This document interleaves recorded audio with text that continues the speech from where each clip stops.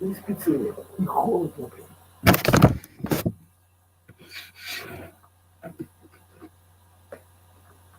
Если говорится, не буду же.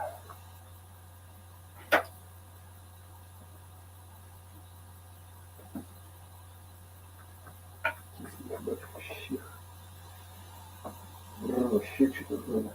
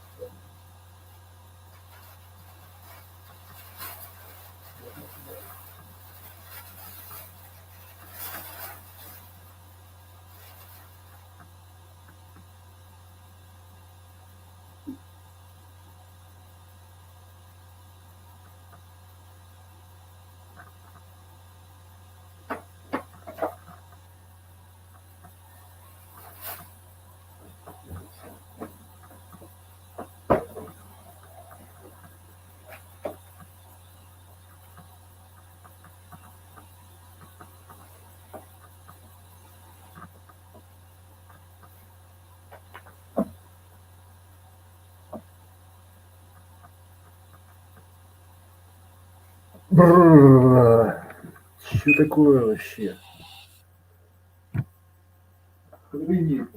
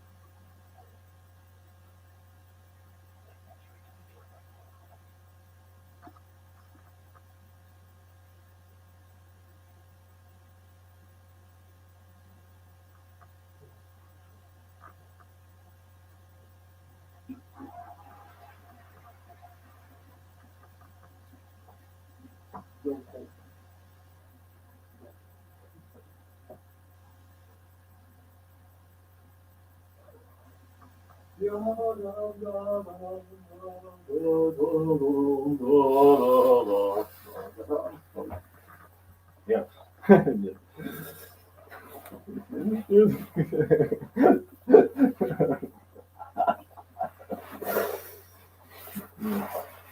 Пушки. Шапок. Шапок.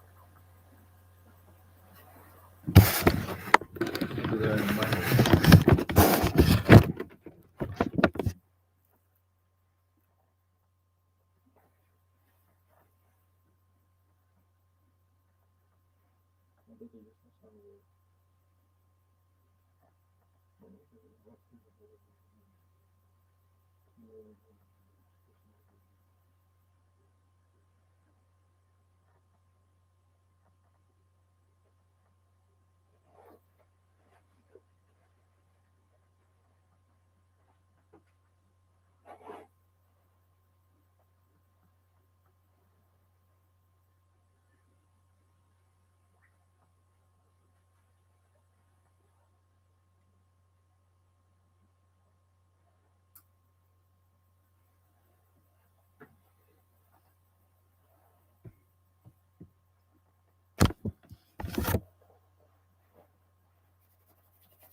хоть воробьи-то сыгрел, блин, вообще просто. Ладно,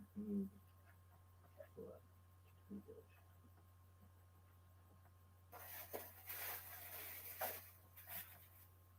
Сталин метод.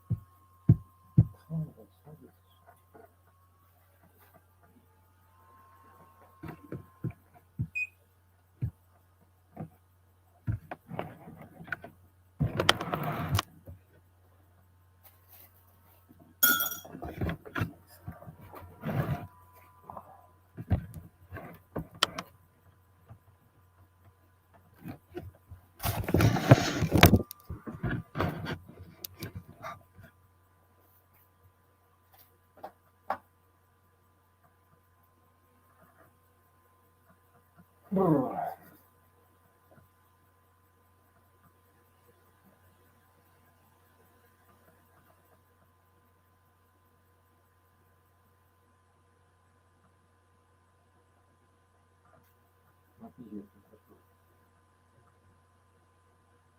Нет, пускай.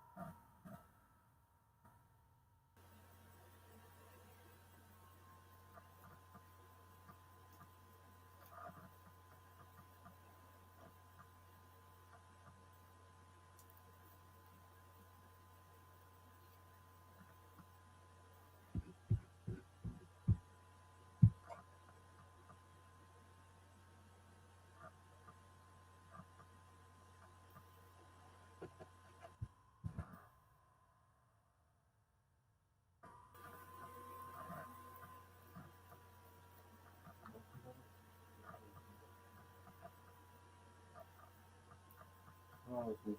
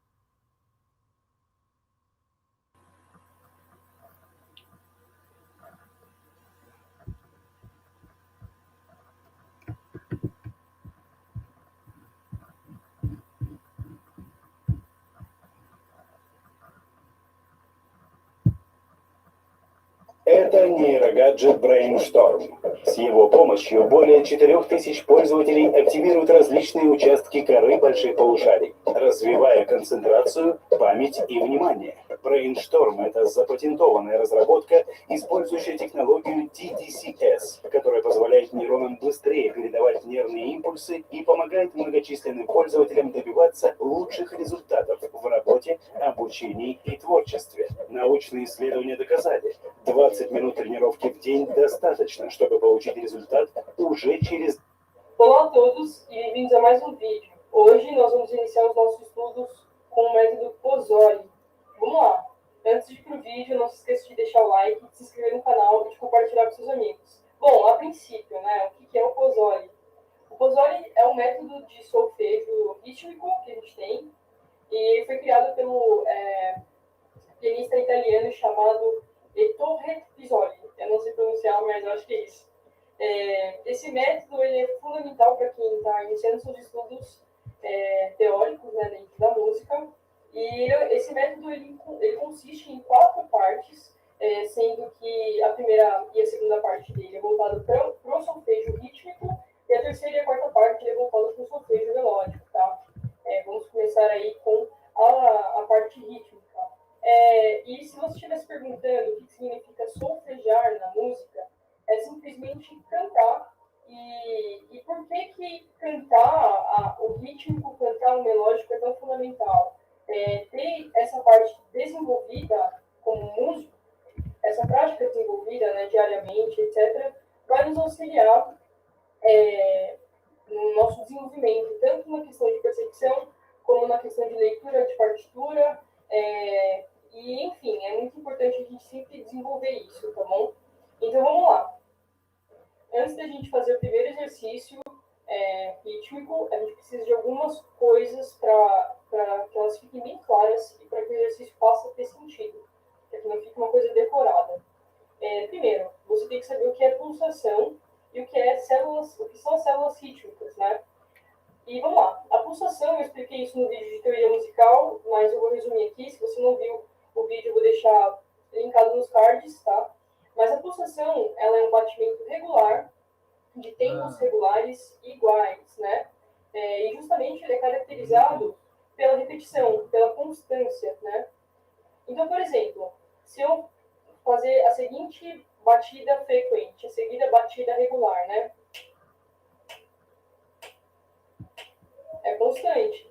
Pá, pá, pá, pá. É uma batida que eu posso classificar. Well, welcome to today's talk, and of course,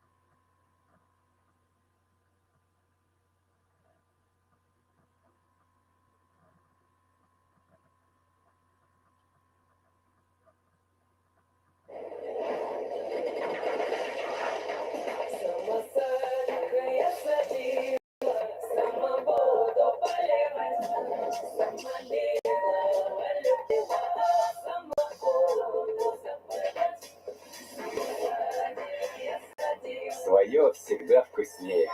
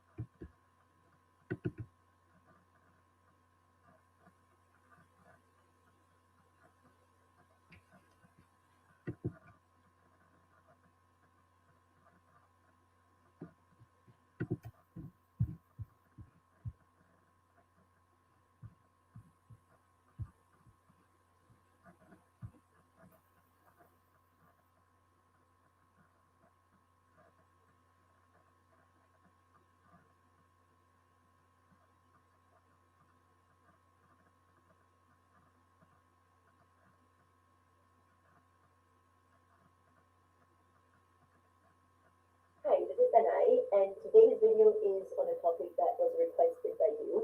I'm going to be talking about piano technique repertoire. You asked whether I could make lists of all the pieces that I studied throughout the years that I believe improved my technique. And so I went back and wrote down all the pieces and studies that I worked on starting from very young and growing up that improved my piano technique. So anything like a study or an exercise, and I'm going to tell you what my experience was with them, whether I would recommend them, how helpful, and I'm also going to tell pieces I think are pieces that are quite foolproof and that I believe will definitely help you in improving your technique, whether you're a beginner or also further along down the journey where you could be advanced, which pieces I would recommend in order to improve your piano technique. Яндекс-станция мини. Всем интересный подарок. Новогодняя распродажа. Ботинки для девочек «Акула» всего за 399 рублей.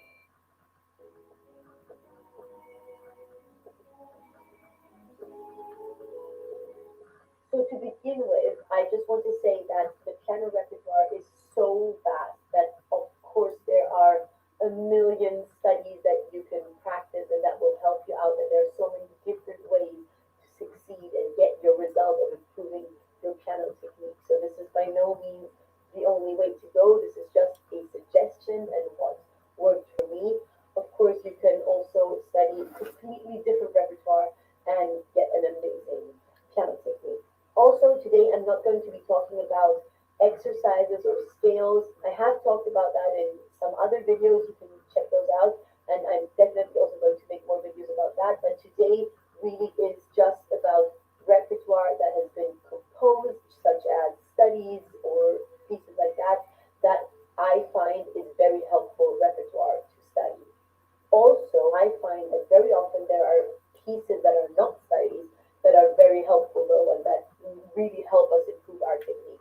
Many pieces by Liszt, for example, just an example is the Hungarian Rhapsody number 6, which of course is a piece that makes you work on your octaves like crazy and octave repetitions. So I'm just saying you don't always have to go to studies to look for repertoire that will improve your technique.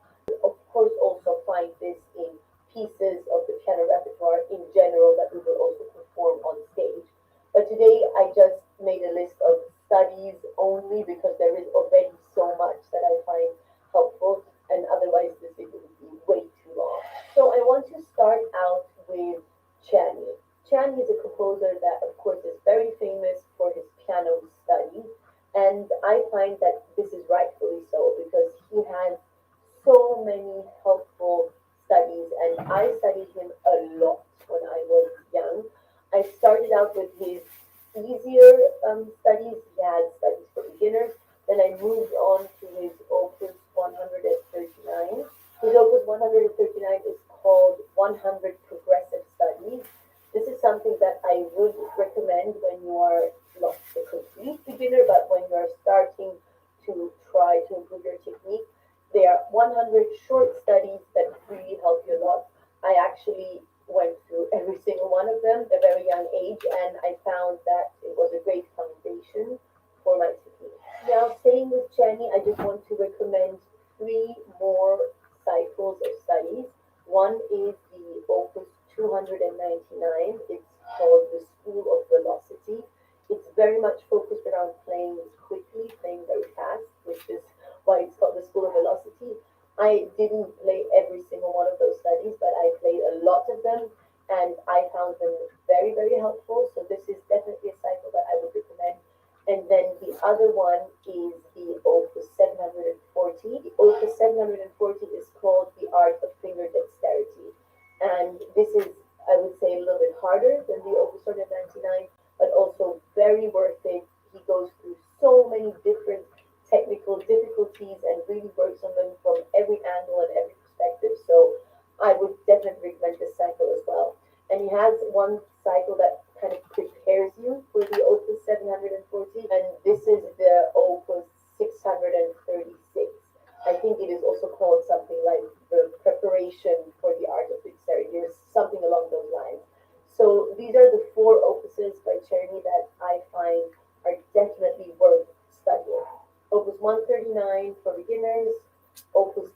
59, the School of Velocity, and then Opus 636 and 740, which are both connected to the art of finger dexterity. Next up for me was Hanon. Hanon is pretty famous for his exercises. They are called the virtuoso pianist. And I find that these are also great exercises for a beginner. You can do them at any kind of speed. And I find that they really get you into that feeling of securing where each finger is, especially concerning scales and intervals. I would definitely recommend Hanon. I also did Hanon kind of at the same time as I did the first Chinese cycle that I was talking about, and I found that very helpful as well. The third guy that I would recommend during that beginner phase, and keep in mind when I'm saying beginner, I don't mean that you have just started playing the piano.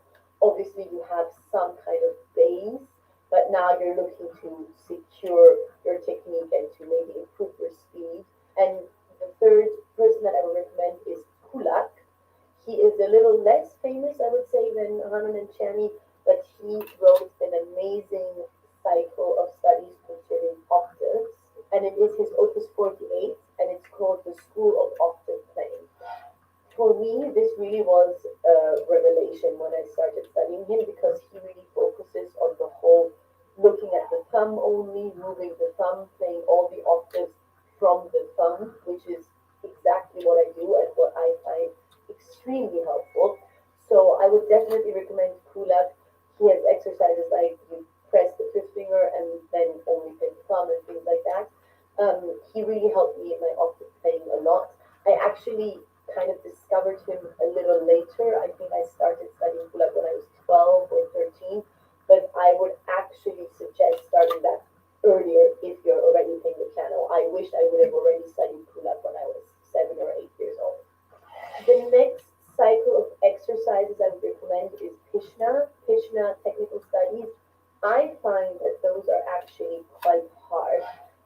I know that they are also suggested kind of like Hanon to start with to improve your technique, but personally I find Pishna pretty difficult. I think they are very rewarding and very good because they really make sure that your fingers are so independent. They focus a lot on finger independence, but I don't think that I could have played them just when I was starting out. So just keep that in mind. For me, at least personally, Krishna is something definitely to do, and that will help you. But maybe when you've already done some Hanon, some Chinese, then look into the Krishna study. The other cycle I would like to recommend is by Brahms 51 exercises. The 51 exercises are from his Works Without Opus number 6. These are very, very helpful. Works Without Opus number 6. The 51 exercises are from his Works Without Opus number 6. These are very, very helpful exercises. I love that they are also kind of influenced by this musical feeling that Brahms has. I got into them quite a lot when I was studying Brahms' Paganini variations, which are also really technically hard. And I found them very helpful. Again, I'm not quite sure that these would be beginner exercises, but a little further down the road, I think that they would be very helpful.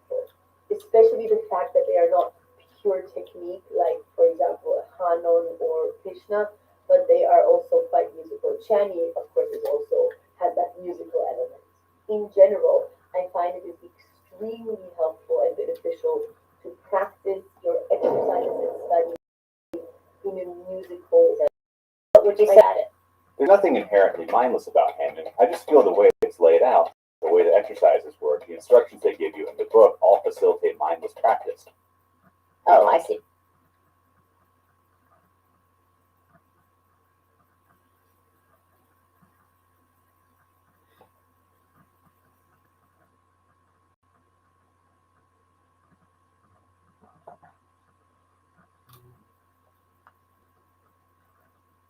Doing Hanon or Krishna, this is very hard because it really is just going up every note, so it's not really musical. But even there, if you try to start out a little softer, put a kind of crescendo in there, I think this is so valuable to never just do pure technique. When you're playing Chinese studies or Brahms exercises, the music is already written into them. So I would really stress that I think it is very important not to play purely technical pieces, even when you're just doing technical exercises, even when you're doing the Hanon. Try to put some music into it. It's going to help you technically, and it's also going to help you mentally. And the last two cycles that, of course, I have to include in this video are Showtime Studies, Opus 10 and Opus 25. Obviously, these are an incredible base for piano technique. Of course, these are also not beginner pieces, but these are pieces that you have to tackle when you already have gone through Gianni Hanon and that. But once you feel comfortable enough to start them, I would say don't hesitate to get into them, to start with Opus 10 number 1, Opus 25 number 1, and start with the very slow tempo, start with exercises. I have made a couple of videos on Showtime Studies because in my studies, these pieces played a huge role. I studied them throughout the years, really improving them very slowly, very gradually, but arriving at a result where I could play them quite comfortably.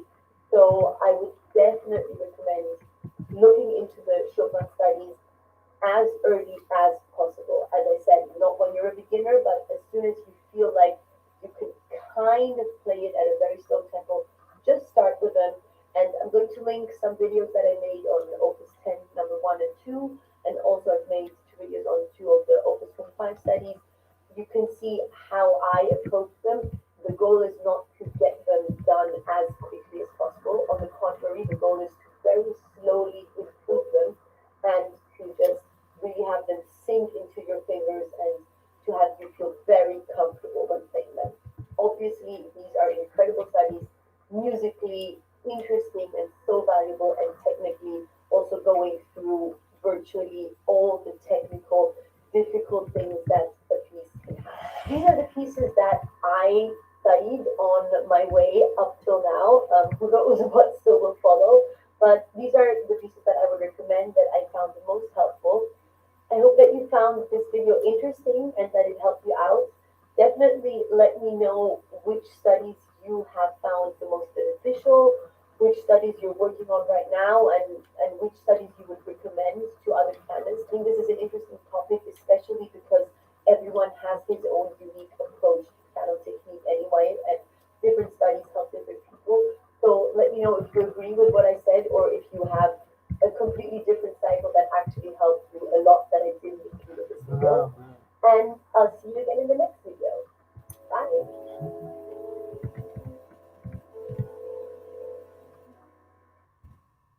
Your work can feel much smoother with Monday.com WorkOS. This smooth.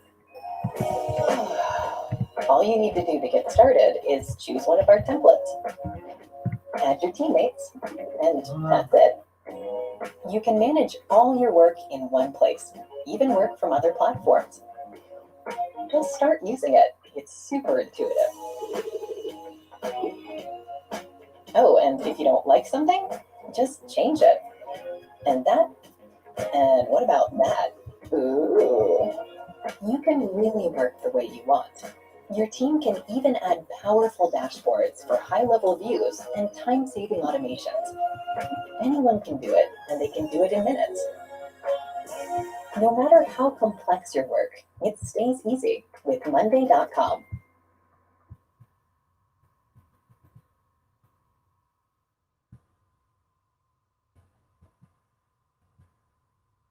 If you want to lead something, start by saying, this is what I care about. This is what I want to do and why I think you should care about it and you should want to help. Hardly a day goes by that I don't think how fast my life has flown. I remember as if it were yesterday, the first day I became president.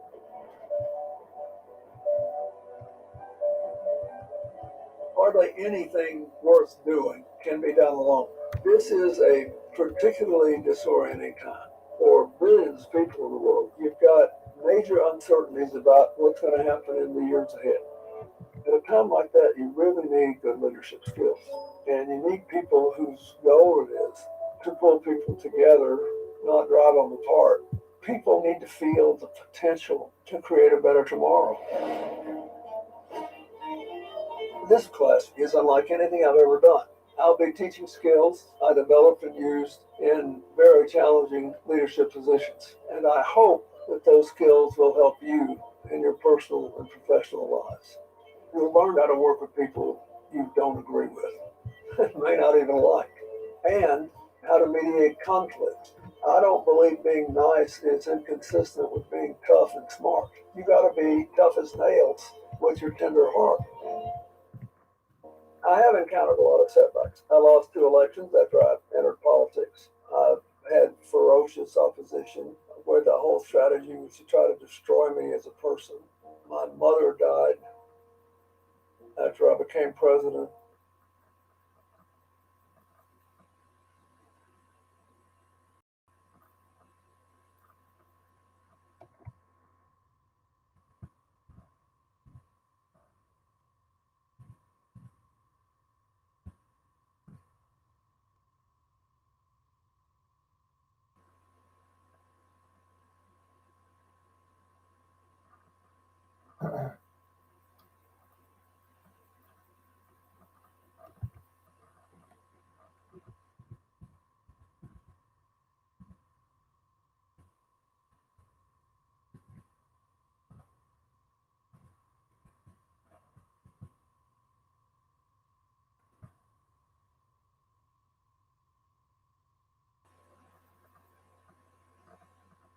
It's Christmas Eve, so happy Christmas Eve. I wasn't actually going to do a video today, but there's some information that I think is really quite important to inform what we do over the holiday period. Now, before we get to that, let's just look at some information from the Office for National Statistics. So wherever you are, basically this same information is going to apply. It's just that the Office for National Statistics in the UK are fairly proactive and have collected a lot of data. But in my view, wherever you are, wherever you're watching, you are going to be exposed to Omicron relatively soon. I believe we all are. Now, that could turn out to be very good news, and that's partly what this video is about. But let's look at the data we've got. Office for National Statistics. Data for the 13th of December through to the 19th of December. So this is the most up-to-date information. Now, in England, the percentage of people testing positive for coronavirus, had the whole population been tested, 2.83% of the population of England would have tested positive in this time period, 13th to the 19th of December. That's over 1.5 million people in England had COVID during that week. 1 in 35 people. So you can see the nature of the spread here. In London, it was 1 in 20 people had COVID-19 in that week. This is just huge. We're going to show you that in a minute. This is just huge amounts of people being exposed. And it's actually out competing the common cold. It's actually being transmitted more quickly than the common cold. So we're all going to be exposed to it. I really don't see any way around that. So London leading the way, 1 in 20. Wales, it was 1 in 45 in that week. Northern Ireland, 1 in 40. Scotland, 1 in 65 in that week. Now, of course, the key thing is, how is this going to translate into hospitalizations and deaths? Because everyone that becomes infected with Omicron, they're going to develop a level of immunity to it. Some people are going to develop high levels of immunity. Some people, sadly, lower levels of immunity. But this is generating huge amounts of community immunity. So the question is really, what is the cost of this immunity? Now, here we have, this is the screen I wanted to show you from South Africa. I've just downloaded this from our world in data, new daily deaths from COVID-19. So first wave, wild type, second wave, South Africa, Beta variant, third wave, Delta, fourth wave, here's the deaths. And we're more than a month into this now. So it's looking like the death rate in South Africa is remaining low with Omicron. This is remarkably encouraging so far. Сейчас я брошу, буду вас развлекать тут. Да, ну, типа, да пошел нахер, блин. И никогда не буду, заткнись, просто сгни.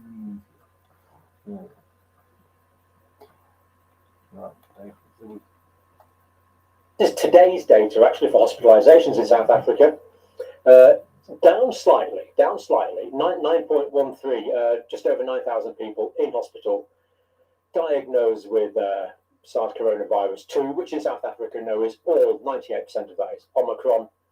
And this is the amount of people in hospital, 9,000 for the population of 60 million. And relatively small numbers in intensive care, relatively small numbers in high care. And the people requiring ventilation for the whole country, 249, which is at the moment, this is data for the 24th of December, and just over 1,400 in the whole country requiring oxygen.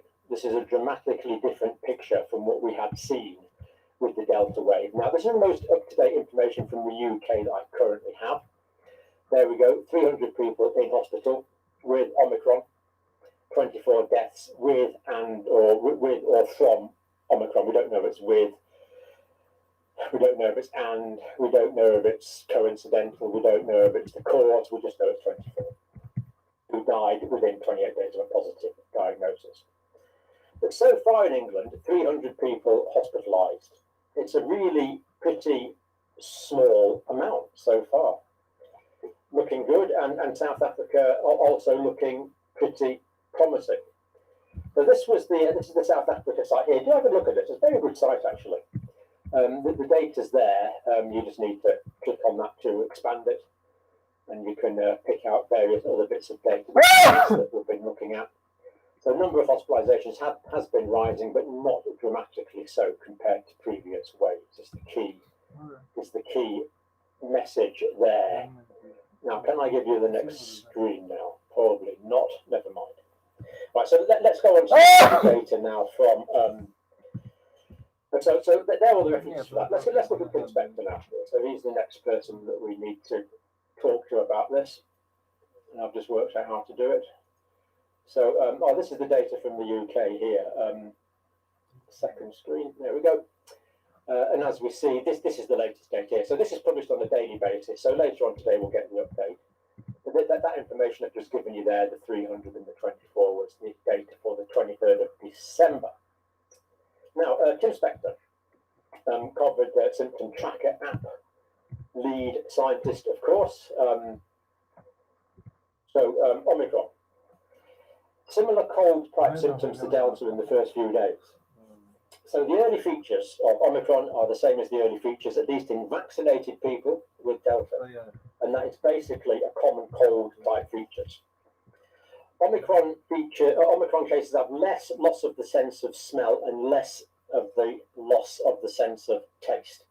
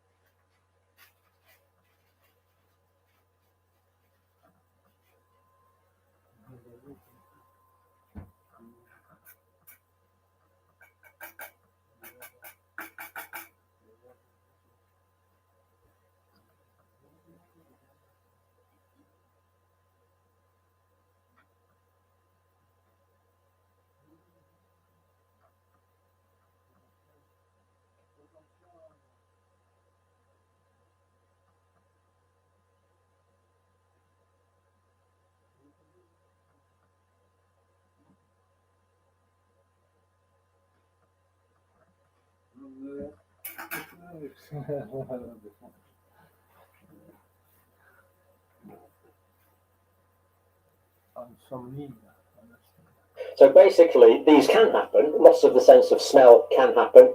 Loss of the sense of taste can happen. It's just that it's less common with Omicron. Having 5 or more symptoms, less common with Omicron than Delta. So people are tending to have, with Omicron, people are having fewer symptoms than they did with Delta. Now, we don't know this for sure yet, but what Tim Spector's data consistently found was that people who had more clinical features, more different symptoms, in the first few days of the illness, of the infection, went on to get more severe disease. So the fact that people are getting less symptoms so far when they develop an infection with Omicron is positive in that it means they are likely to get less severe disease if that trend is continued. So that's fairly promising from that data as well. More breakthrough infections with Delta after 2 or 3 doses of the vaccine. So we're getting way more breakthrough infections. We know probably 10 times more breakthrough infections than we did with Delta. Of course, if it's milder, that matters less. But as we've said repeatedly, if a lot of people get it all at the same time, that could still be a problem for a period of time. But either way, this is going to happen quickly. This is going to happen quickly because it's so contagious. So common cold now less transmissible than Omicron, right? So Omicron is now more transmissible than the common colds which are around at the moment. It is spreading faster than common colds. This is how transmissible it is. 1 in 2 chance common cold symptoms will test positive for COVID. There you go. That's what that Tim Spector's early data is saying. So if you think you've got a cold at the moment and you live in the UK, there's a 50% chance that is Omicron, COVID. It's a 50% chance it's Omicron, SARS coronavirus to COVID. So if you've got common cold features, get your lateral flow tests like I did just a couple of days ago. Tested, I found I was negative. But now, if you've got common cold symptoms, there's a 50% chance that will come up positive. And quite incredible. Quite incredible, really. Therefore, if you've got a cold, test. Avoid people who have cold if you don't want to get Omicron. Because what we need to do is, instead of having Omicron infections go like this, we need it to sort of go a bit more like that. Flatten it out a bit so that Да, все очень просто. Да, понимаю, я понял уже, просто он имеет в виду, да. Я не против, чтобы мне деньги платили, но поскольку мне деньги никто не платит и не собирается, то я отсюда делаю вывод, что пошли все вообще нахер, блин, уроды козлы. Ну ладно. Как бы нет. Pings, the app on the phone, now too slow to be effective, so basically the NHS app. I mean, obviously we would advise people to keep using it, but it's of limited value now because Omicron onset is 2 days. So the first symptoms of Omicron are coming 2 days after infection. So with Delta, наверное, просто надо делать то, что тебе надо, то, что, ну, как бы, да, типа того, да. Это по-мужски, это нормально. И даже что, если ты делаешь, что тебе денег за это не дают, то есть если у тебя такой план, и ты, например, ты какой-нибудь, ну, что-нибудь такое, я не знаю, сейчас, это все как бы я какой-то американский, что ли, пример привел, какой-то, что-то Макдональдс какие-то. Ну, я, например, тебе говорю, ты, например, строитель какой-нибудь, или еще кто-нибудь там, ну, не знаю, не важно даже кто, ну, кто вот, кто-то, электрик какой-нибудь, не знаю, да, неважно. И такой неплохо что-нибудь там, на барабанах что-нибудь там, или еще что-нибудь, да. И, блин, хочу создать группу, например, или хочу что-нибудь, ну, или вообще даже ничего, хочу на актерский поступить там и так далее. Я думаю, что это тоже самый путь. Я думаю, что можно как бы, да, постепенно, но надо это делать, надо планировать это не хобби, как это самое, буду на гитаре играть песни, выучу 60 тысяч с половиной тысяч, буду сидеть бесплатные стихи писать. Нет, так не пойдет. Надо, да. Я в это не верю, я просто, то есть лучше делать свое дело и делай нормально. Делай вдохновенно, типа, не знаю, там, Никола Тесла, что-нибудь там. Ну, не обязательно, ну, ты понимаешь, короче, да, что-нибудь реально, короче, да.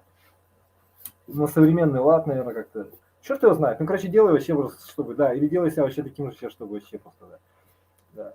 Потому что это будет проще, чем делать себя гитаристом, который, как бы, а-ля там, очень, да, понимаешь, да. Ну, да. Потому что это тоже будет работать. Ну, неважно, не суть. Может, я и ошибаюсь, меня это не касается. Смотри, ну, короче, да, ну, я понял, да. Ну, короче, надо делать, что ты, вот если ты решил, определился, это самоопределенность. Если ты уже точно определил, что это не хобби, а что ты так вот будешь жить жизнь всю до конца своих дней, то тогда все, живи ее. Да, все, начинай прямо сейчас и все, да. А если нет, ну пошел нахер. То есть что ты такой мужик такой,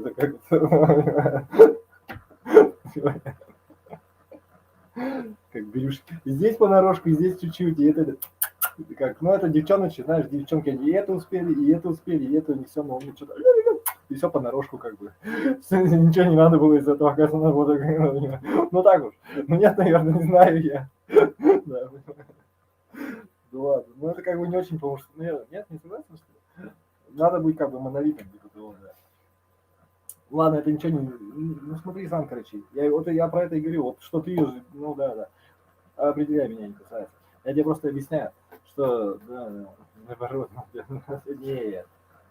Ну смотри, если женщина так будет жить, то ей, то есть как бы, а ее вдруг забеременеет, хотя бы даже так, ну хорошо, не забеременеет.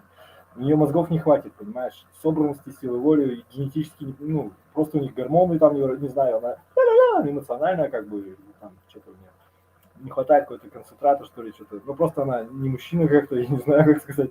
Она не женщина просто, да, понимаешь. Ну, да, понимаю. Ну, нет.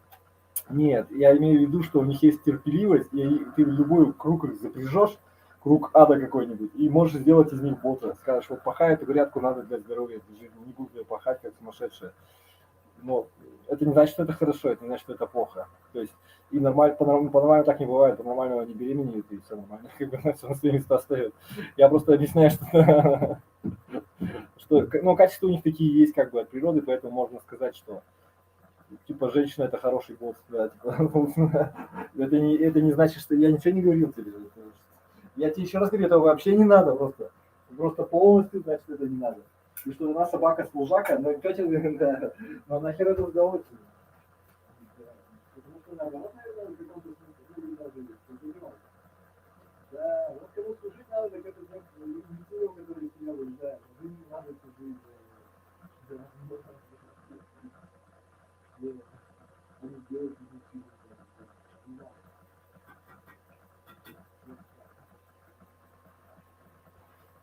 ну что, ну это не суть, понимаешь? То есть надо просто делать, что тебе надо, вот, что ты хочешь, и все, блин. Да, понимаю. Потому что ты не набегаешься за этой толпой, там, эти, ой, это, ой, мы нравится, вот они, бабки туда, ну, то есть, бабки туда снять, сюда, как бы, ну, я понял, что да, да. Ну, да.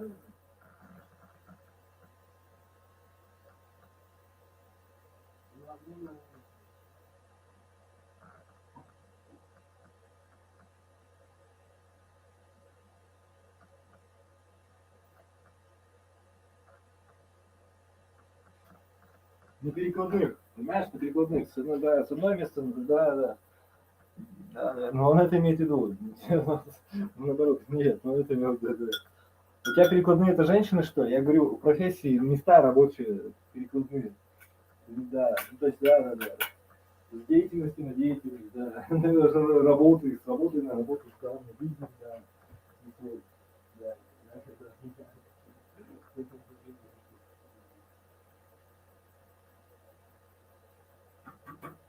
Нет, смотри, это как бы нехорошо. Если ты про женщин, мне плевать на твою философию, то есть, ну поймешь, короче. Я это не имел в виду, я тебе скажу, да, он себе так говорит, потому что да. Вот я понял, ладно. Да, ну смотри, ну вот это, да. То есть, а так никому не интересно. Ну видишь, вот тебе ничего не охота, у меня вот туда.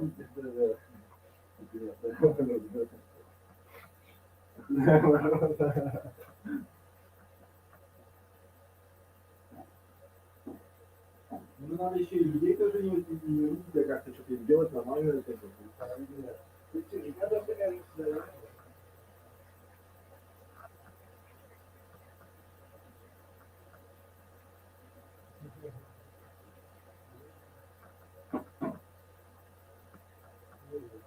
если ты нормально ничего не делаешь, то ты либо путь мошенник, да, либо у тебя деньги, либо это у тебя хобби какой-то, да, понимаешь? Одно из двух, то есть как бы так не болит, так не даже.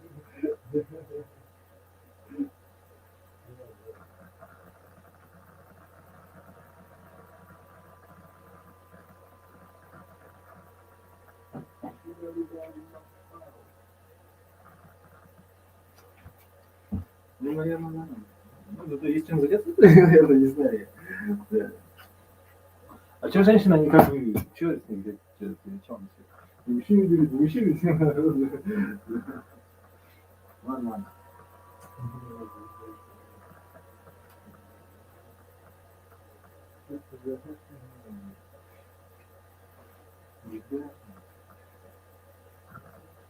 Можно быть счастливой, счастливой можно быть, оказывается, в игре, да? Нет? Нет? С одним мужем даже, нет? Не знаю, я не знаю.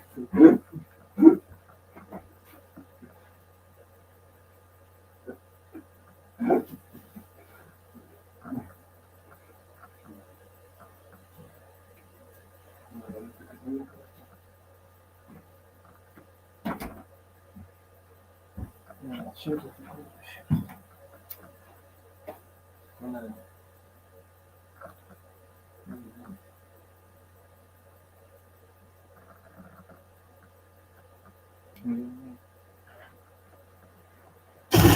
Вышли, скажи. Я тут пойду обратно.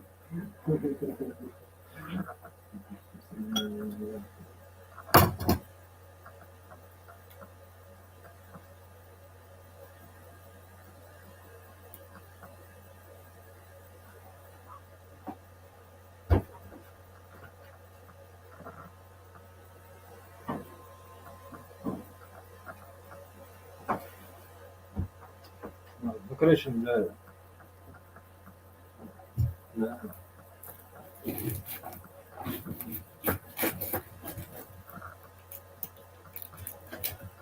Ну, рассуди сам тогда, мне тоже это интересно, как ты, да, понимаешь.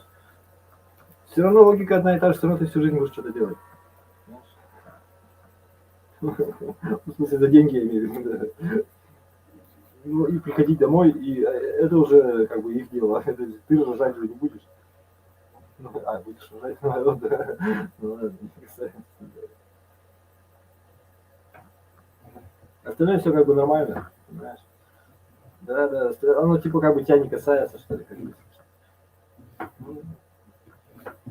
Природа сама как бы косвенной мерой. Ну, да. Да.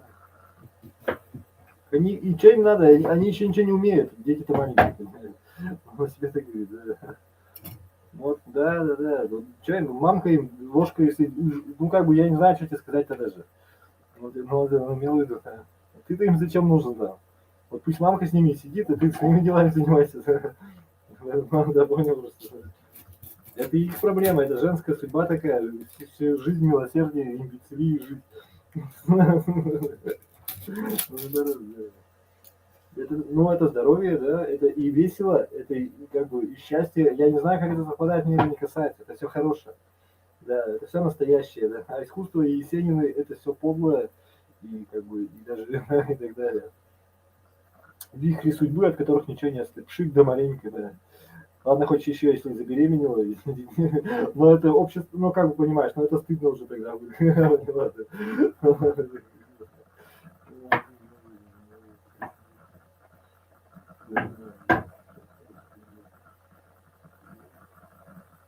Ну ладно, это мне не волнует,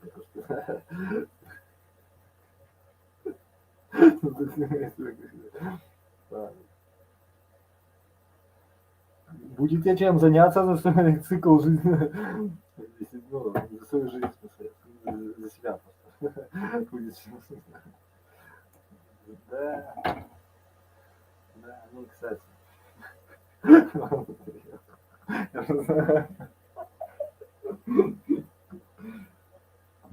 Я что должен, ну, значит, женщины по-другому устроены, тем более надо знать врага в лицо, как говорится, или что там, да, понимаете, да.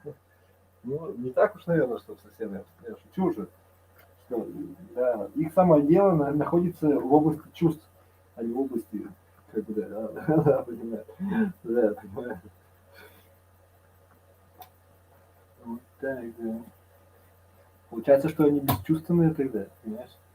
Бессердечные, как бы, да, и так далее. Ну, не женственно, антиженщина, получается. Да.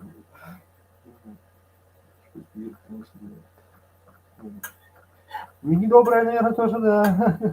Наверное, нет, то, что это. Выборочно, доброе выборочно. Обиженная, то есть, да, получается так, да. Ну ладно, что. Ну, нормально же, можно что-то. Вот же жизнь, ты живешь это потихоньку, все.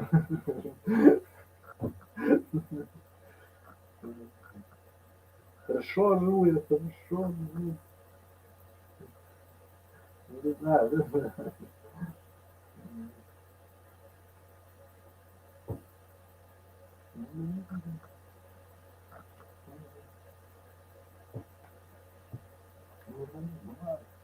Здесь мьют. А какая, ну ладно. Я не помню, в связи с чем, что мы не женщины, то есть, и что все равно ты, ну что ты хочешь, да, вот это. Папа на работе должен быть, папа в делах, да. Папа этому миру принадлежит, а не тебе, понимаешь? Да, понял тебя. Это нормально, понимаешь? Да, нормальная женщина это как-то чувствует, что все правильно, понимает.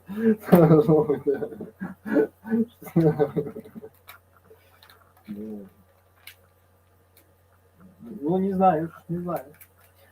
В хорошем, да, как бы, ну да, это ты, конечно, сказал, но не кстати.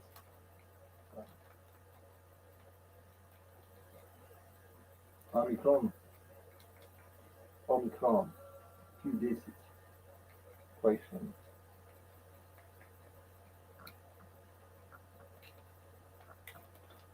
Repertoire еще.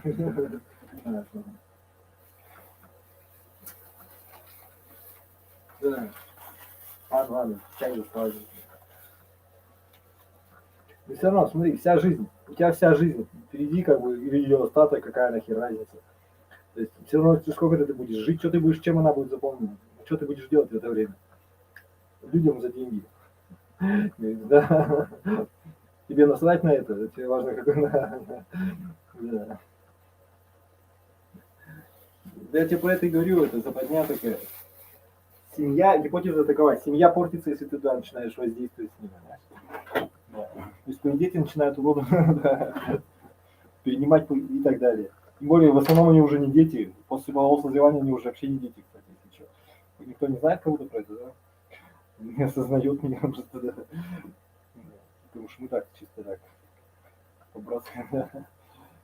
Ладно, это не суть, просто так. Ну, это понятно, я имею в виду, это неплохо, не хорошо, ничего тут делать, я думаю, особого не надо. Продолжать все делать то же самое, только более осознанно, да. То есть надо понимать, что да, им что надо вот им? Им надо место в обществе, то есть ячейку женщин надо стать ячейкой общества. Женщине надо с семьей быть! Ненормально, бесишь. Да, готовиться к тому, чтобы ее взяли замуж, наверное. Черт их знает. Меня не касается. Ну или самостоятельно. Мне вообще похер, блин. Я самостоятельный подсаковской. Да. Пацану в мире надо как-то пригодиться, короче, да. То есть как-то самоопределение, да, свои навыки, чтобы у него уже были. Не то, что я определился и пошел, как бы, да, ты что-то уже делаешь, что-то любишь, и что-то умеешь. В чем-то ты уже крут, понимаешь? И вообще делаешь, да, и ты уже этим занимаешься на какой-то основе. Ну, неважно, вообще в целом, да. Ну-ка не знаешь, но ты сам. И это нормально, как бы, да, понимаю. Это нравится всем, только не одноклассникам, наверное. Да, ну, наверное. Ну, то есть, как бы, что они уже не дети. И ничего тут это, ну, выгонять это все, это мне не касается. Не об этом речь идет. Да. То есть тебе в семье так делать нехрен будет, все равно полюбаться. Да. Понятно, что это, ну и что теперь? Ну все, да, вот тебе без шапки за чужим своим, да. И за все поплатишь. Да, то не надо даже карму, ну хорошо, если такой психологический просто, типа, опус, карму платишь. Да. Меня не касается, надоело же что-то. Тебе так говорит. Ну, значит, ничего не занимайся, делай всем угождать, как вещи.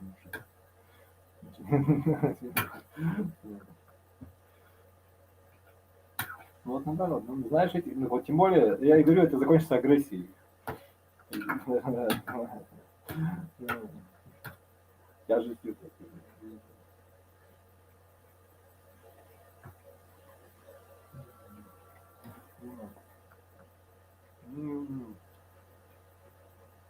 возможно даже так. Ну я понимаю, что все дела сделают, все там уже на небе. Вот я тебе говорю очень просто. Если бы так было, мы бы все, вот ты такой престарел, но не все. Например, какие-то, которые хорошо жизнь пожили, очень умные мысли надумали к концу жизни, они начинают испаряться, потом испарять, и потом остальные как-то так не очень, да, понимаю. Но такого не существует, я только что понимаю.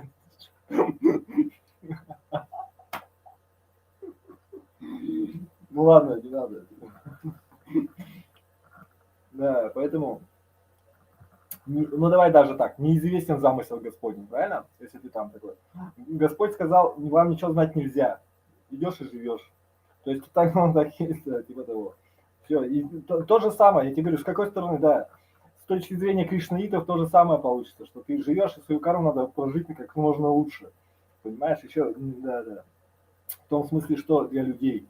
Не в смысле, что ты такой всех ушел и такой, возненавидел всех, а ты часть кармы-то у тебя с ними вся связана. А ты такой ушел туда, в зоопарку, и живешь с жизнью зверьем, который, она понимает, у кого книга, но не касается. За себе так думаю, да.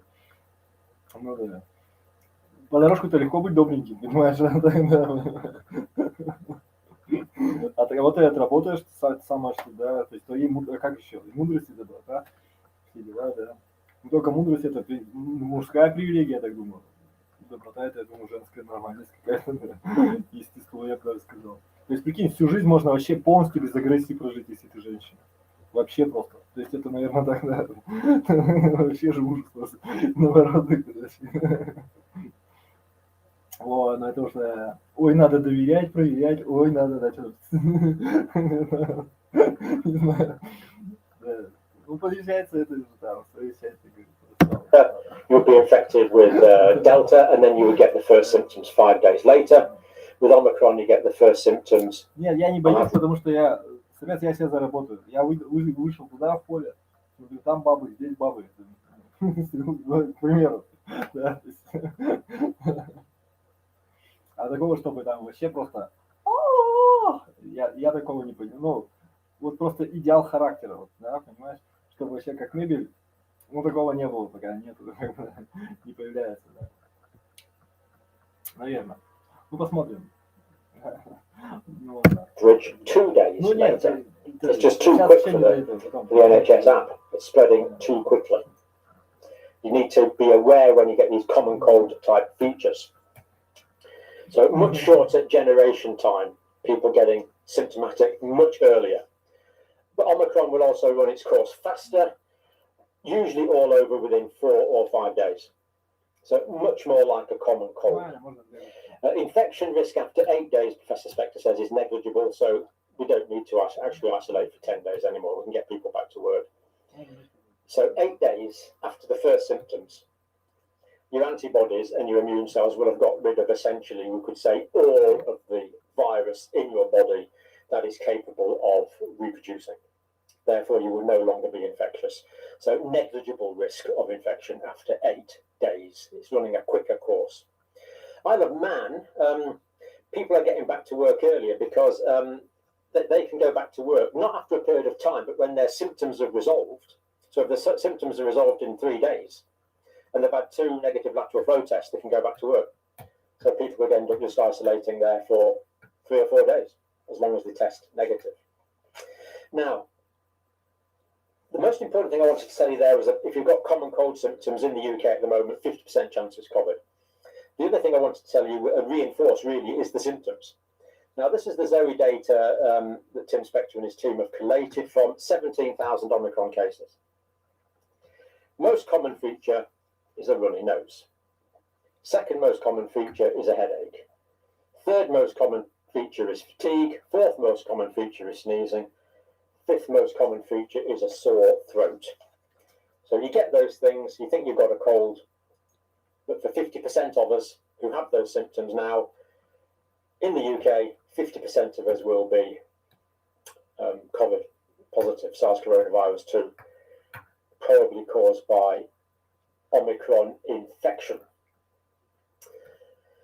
Now, I think I might leave it there. I said the most important things I want to say. Now, the mainstream media is not covering Africa at all, really, which is remarkably disappointing. So we're going to get a report now from Wafafa about the situation in Africa. So Wafafa, thank you very much, my friend, and over to you. Hello everyone, welcome to today's COVID-19. Да, тогда нельзя, ну не надо, нельзя ничем заниматься, ничего нельзя выбирать. Все вообще, все плохо, да, то есть ходи по кругу, ненавидь свою профессию, возненавидь потом общество, семью, как это, я вообще прям наоборот, найдешь себе хобби, будешь бухать где-нибудь там, жена со скалкой дома будет думать, все нормально, ну я тебе просто говорю, что да, мне вообще начхать на, я тебе просто говорю, что, скорее всего, я ближе буду к истине, чем вы все вместе взятые, чем ваше семьянинство. Не только потому, что там тупой биолог рассказал, что самцы не понимают, там, да мне плевать, я просто не самец, я просто мужская особь. И как бы я тебе за себя говорю, то есть, да, не знаю насчет вас, но я понимаю, что баба сожрет, потому что баба это уже подобное.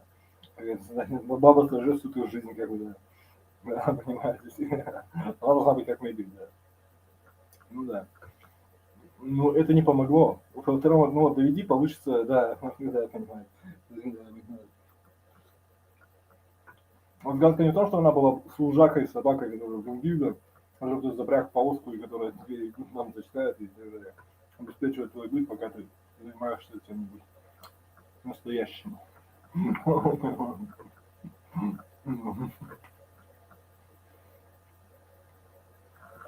Да. Надо помнить, да. Просто женщина, она не мужчина, да? Ну, вот их надо защищать, по идее, да. Они слабые люди. Да ладно. Сколько ты вообще просто сделал?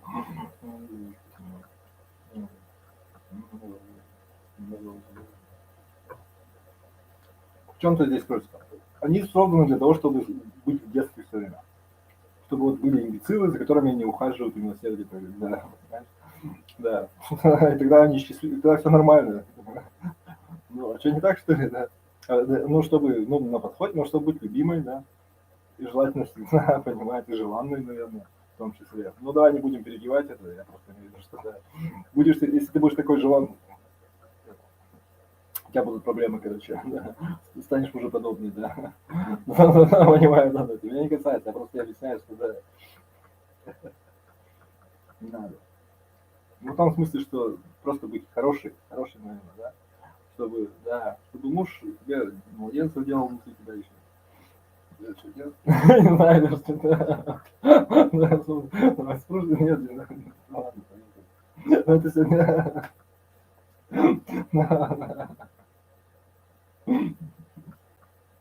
Ну или на выданье, ну это тоже не лучший вариант.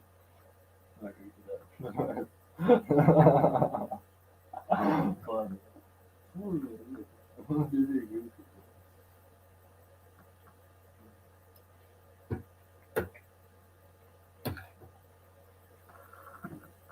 I'm here just to give you a brief report about Uganda and Kenya.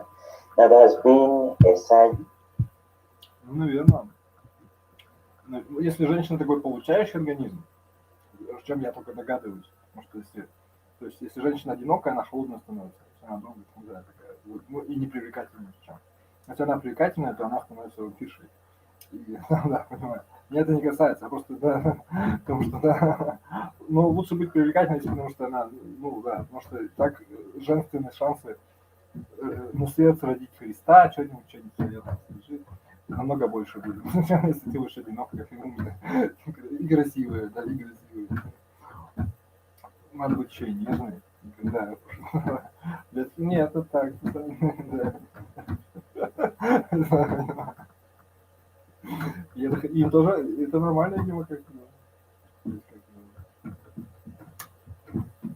Ну, наверное, что-то дает, чтобы быть по-хорошему любимой и не вампиршей.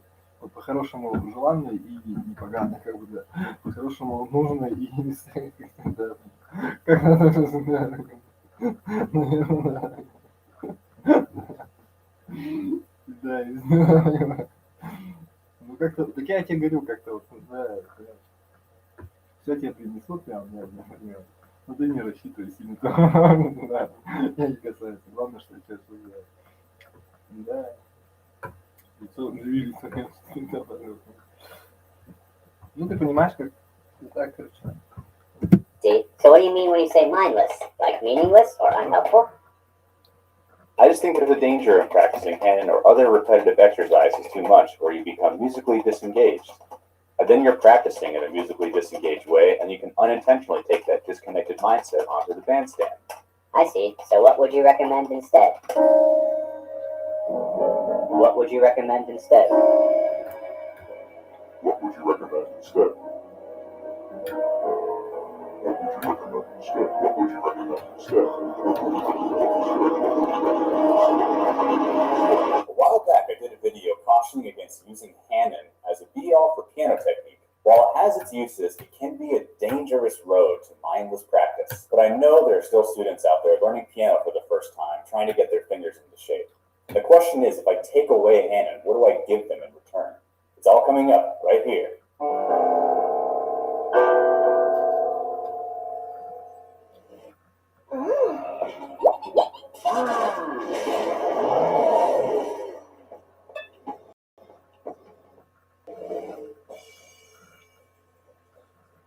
The kind of classic problem with piano is that you play with both of your hands and they're mirror images of each other. You've got 1, 2, 3, 4, 5 here and 1, 2, 3, 4, 5 here. So when you go to the piano and play something like, say, a melody in octaves, the fingerings are completely different. This creates a bit of a coordination issue when playing. So Chick Corea has talked about these mirror image exercises in a multitude of interviews. They come from an old piano book by Rosamundi. The idea is to work both hands in a very even and precise way by looking at the keyboard in a graphical way rather than a musical way. It sounds wrong, I know, just hear me out. The idea is if you start from the A flat or the D key, you can head in either direction and the keys look the same. Essentially, these two keys are like reflection points for the piano keyboard. So what we do with that information is create these simple little exercises where the hands mirror each other visually and take in the same sensory information, even though the notes are different. Check it out.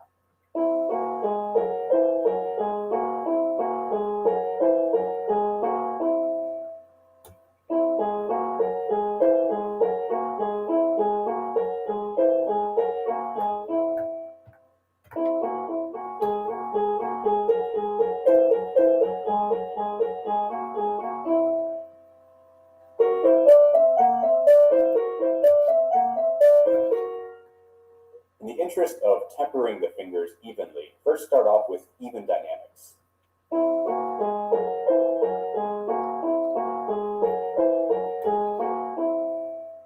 Then accent one note of the exercise, moving that accent when satisfied.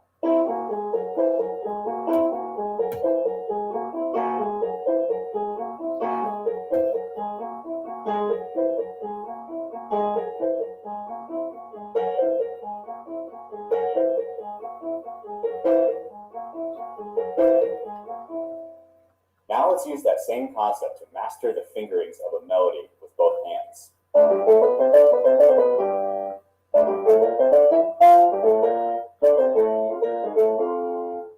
First, let's figure out the fingering for the right hand. Now let's take that exact same fingering and apply it to the left hand with the mirrored image in mind. It will sound completely wrong, but try to just focus on the finger.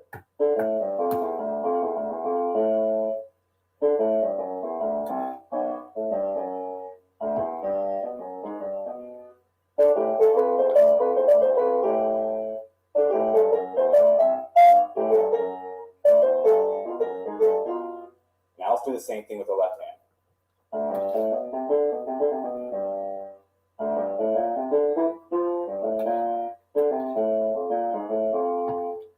Now the same fingering with the right hand altogether.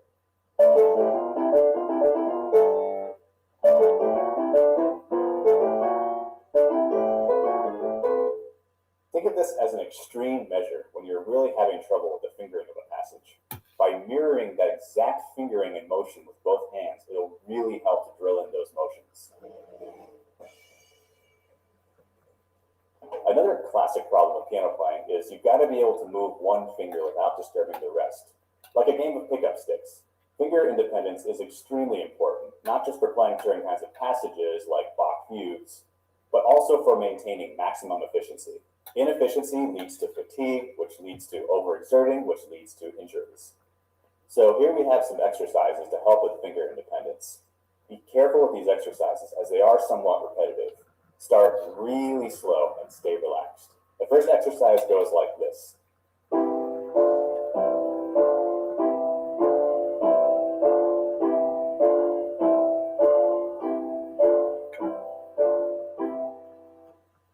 We counter the repetitive nature of these exercises by gradually moving them up chromatically, a few fingers at a time.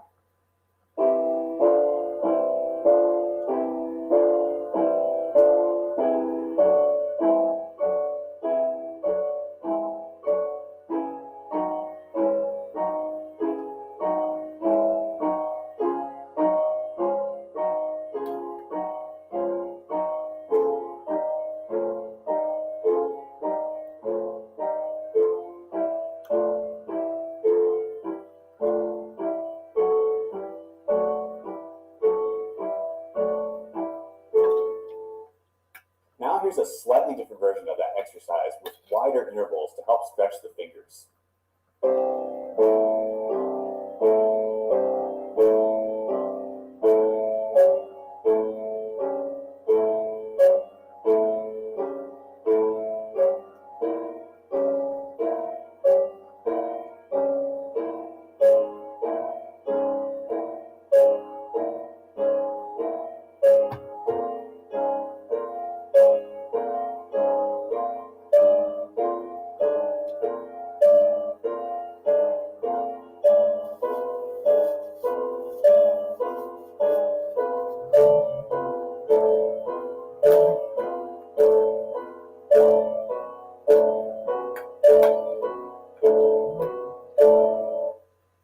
This next exercise comes from Damiani. It's a bit over the top, but it's meant to build independence between every single pair of fingers.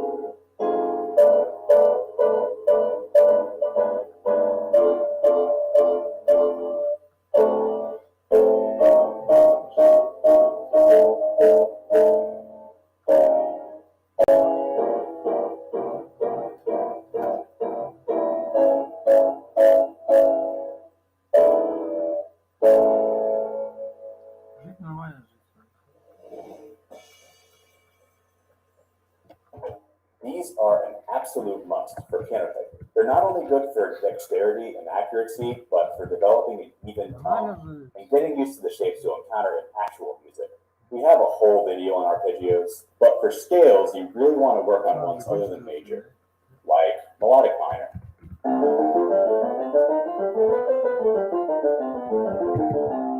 Augmented.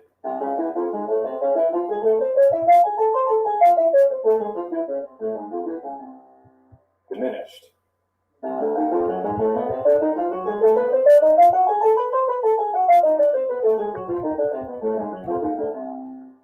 Chromatic.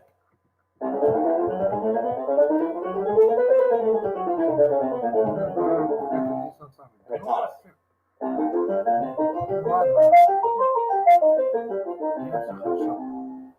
and so forth. Practice beginning and ending scales on notes other than the root, as real music doesn't always start and end on the root.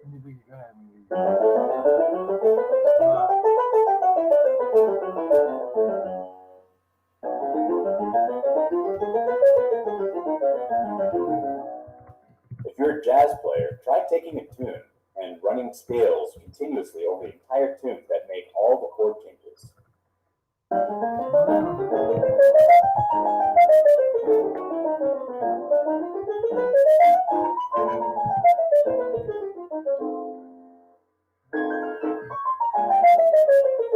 А как еще сделать себя лучше?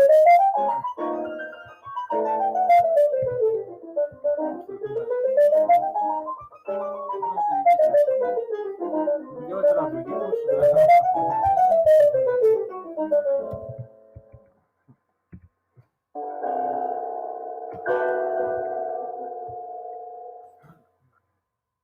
Бесплатно.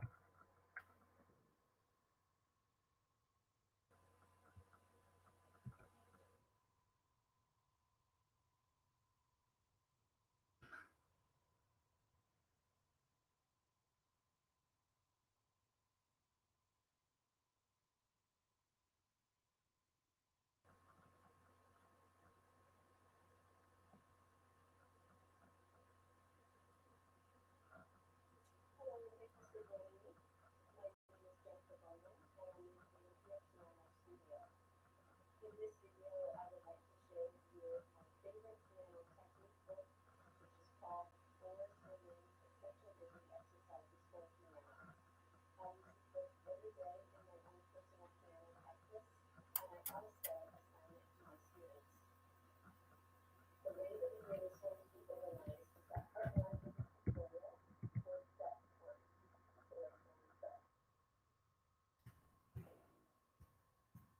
So I'm going to formally go through the 13 exercises of step one. Sometimes it will be a hard view, sometimes it will be a hot view, sometimes maybe even both. So then you can study each exercise and make sure you're together. And at the end of the tutorial section, there will be a play along section, which will take maybe 10 to 15 minutes. So once you're familiar with the exercises, if you want to do it along with the video, you can do it and take through another 13. Actively get started, Sberbank, Octave, or other places where you get free music. And I really appreciate you tuning in today to watch this video, and I hope that you're piano playing as much as I have now.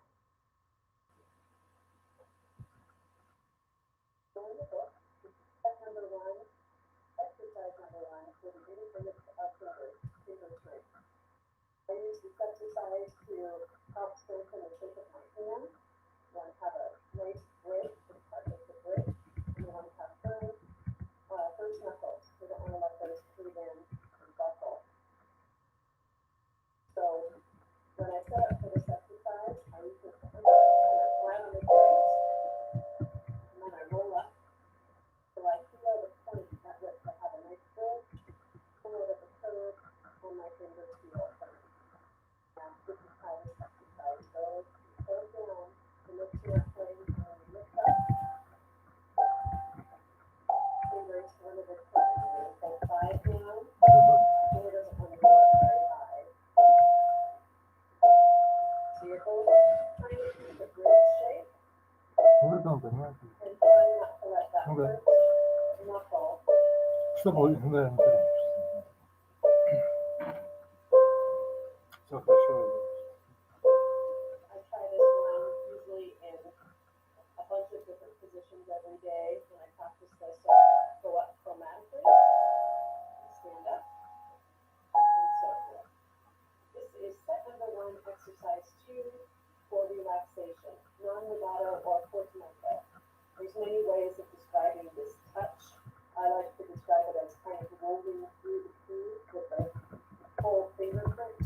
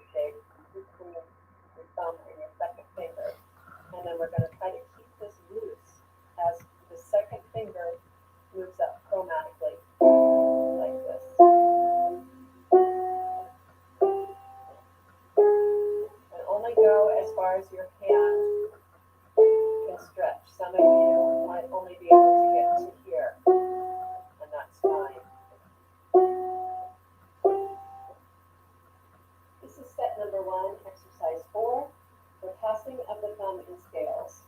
This is probably one of the most important exercises to master in the book. So when we play scales, we want to have a compact hand position so our scales can feel very even and like we're gliding up and down the keyboard. But often when we do our scales and we have our thumb come over, our wrist goes crazy and we have a lot of bumps in the scale. So we want to eliminate the bumps. And this exercise greatly helps with that. So the way this works, we're going to find our position, stand up, find our nice bridge, our curved hand position. It's not going to be sometimes as curved as we think. Sometimes it feels a little flatter than one might think. So in this exercise, we're going to anchor down finger 3. A nice curved shape, have a nice bridge up here, and 3 is going to hold firm there like that. Their other fingers are going to hang out in their positions. They're just going to relax. Sometimes we think we just kind of want to go in the air. Just get used to having it relax. And the thumb is going to fold under. I like to imagine the thumb is come on. Thumb folds under. Goes from C to F. We're trying to make the joint of our thumb feel loose and flexible. Letting all the other fingers hang out, not letting the wrist kind of go crazy like that and turn. I like to try to get it straight as possible and have the thumb reach over there, hold over there. With as little angle as possible. Then, part 2 of this exercise, we're actually going to play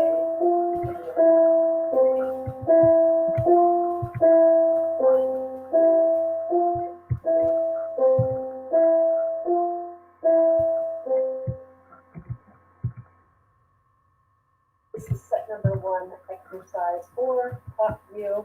I want you to see your hand is in a nice semicircle shape. Finger 3 is firm, and we're going to strive not to have a lot of back and forth motion like this. Thumb is going to come under this little tunnel that's created by finger 3 on the wrist. And the reach over for F, trying to get this joint right here. Feel very flexible.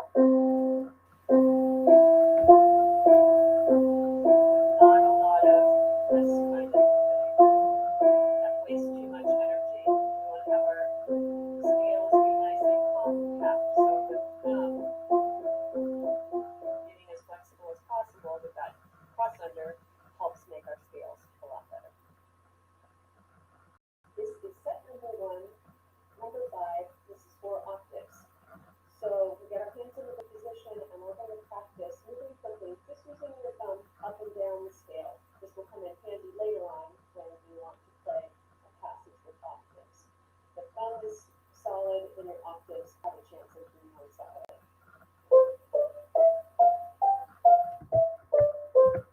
Touching it with the tip of my thumb.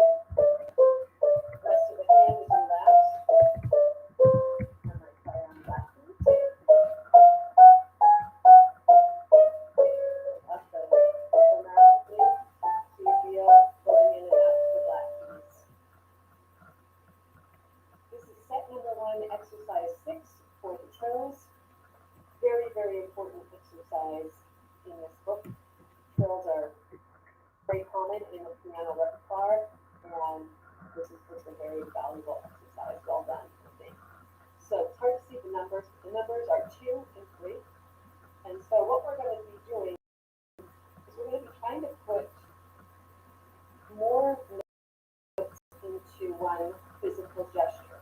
So instead of to be 4 gestures, down, down, down, down, we're going to try to get 4 notes into 1 or 2 gestures.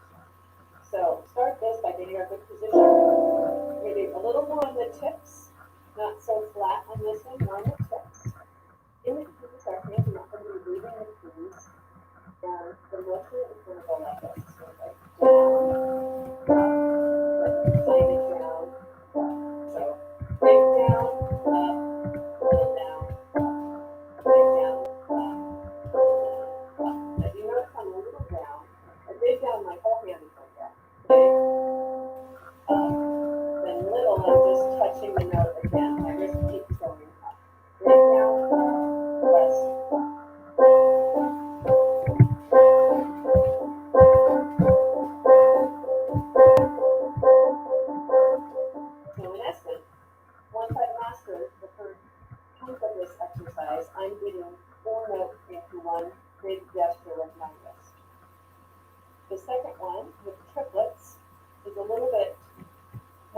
We have two downs in this one. We're going to have down,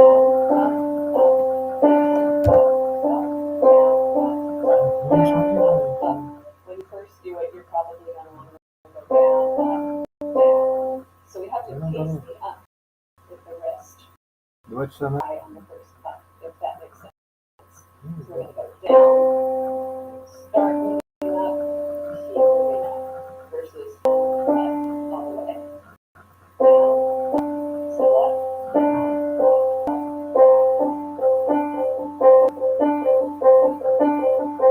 so we'll have 3 notes in a gesture for that one. Then the third part of this one is, the first part has 4 notes in a gesture, so it's 2 downs, so it's going to be down, up, and they're just getting you used to also a trilling black keys in this. You can try to apply it with a key brush, but it's kind of nice to also feel what that angle is with the black key.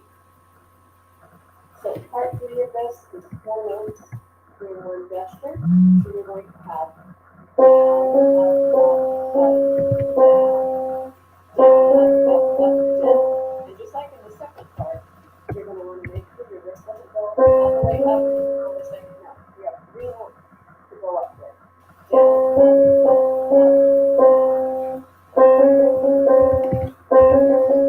And I try this also with the right finger.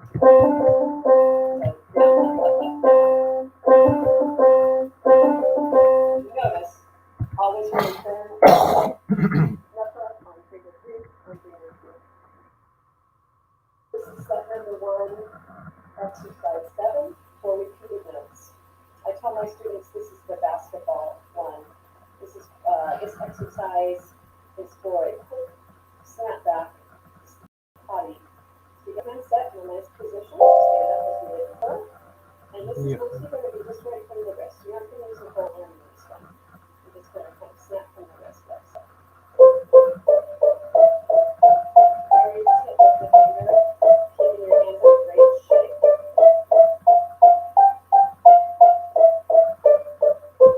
You might move down, try it on the left. Keys feels a little different. Your hand has a little higher.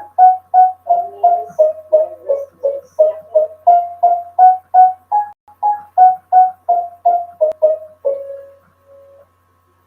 This is set number 1, exercise 8, 4 double thirds. The first few times you do this exercise, it might feel a lot harder than it looks. It looks pretty easy. You're really going to focus your mind on holding down finger 4, 2, while 3 and 1 are lifting as a unit. So use your brain power. I call this one actually brain power with my students. Get set, stand up, we have our good bridge, we have our firm first knuckle, wrist not too low, and now we're going to focus 4 and 2, holding down. Pink is going to want to flail in the air, I guarantee it. 4 and 2 are going to be a little shaky sometimes. Once we've got them all set, then we press 1 and 2 down as you do it. Try to get them so they're standing at the same time. So 1 is unit.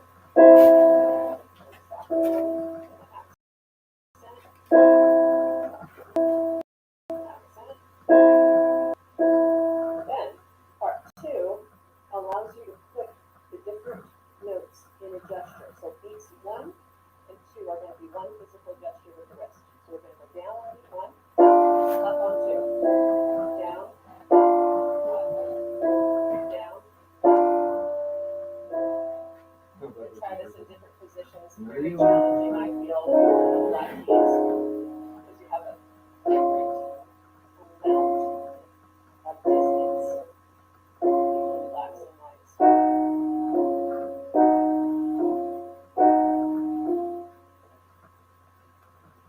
This is set number 1, exercise 9, for triads.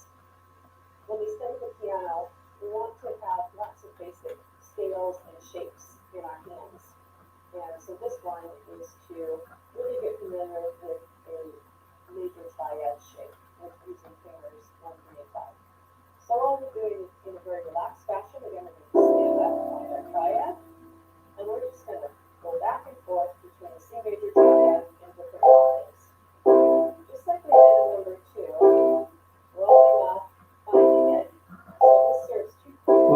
говорящий, говорить. Is the shape of the triad, what does that feel like? Purpose 2 is how far is the same chord one octave away. Try it in different positions. You'll notice when you jump, you have to maybe jump a little higher from the black edges. So I always try this exercise in many keys every time. Part 2 of this exercise is a little triplet, and that allows you to pass through the triplet notes quickly. I like to think it's 45-degree angle at which my wrist is going. So it's rolling 45 degrees. If I have a finger right here, 45 degrees. A little faster. I like to give a big drop on the first one. A little more on beat 2. So a drop, like faster.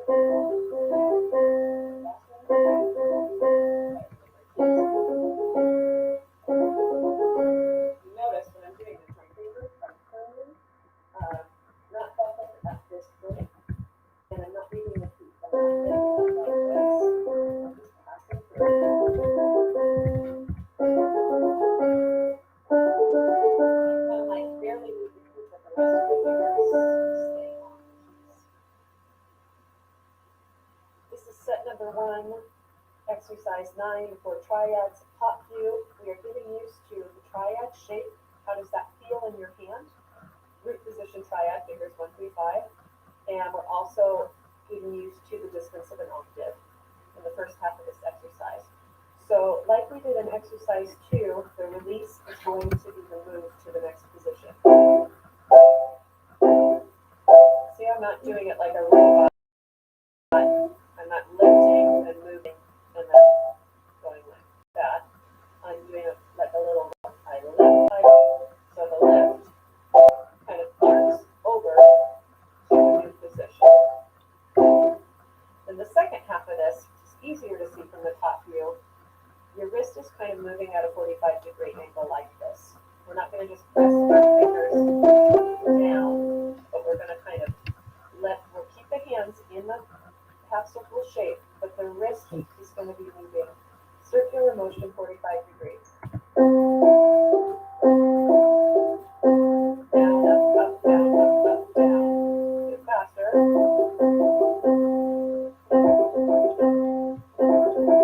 It's really good for Alberti bass. You might have patterns that those kinds of things. Down, down, down.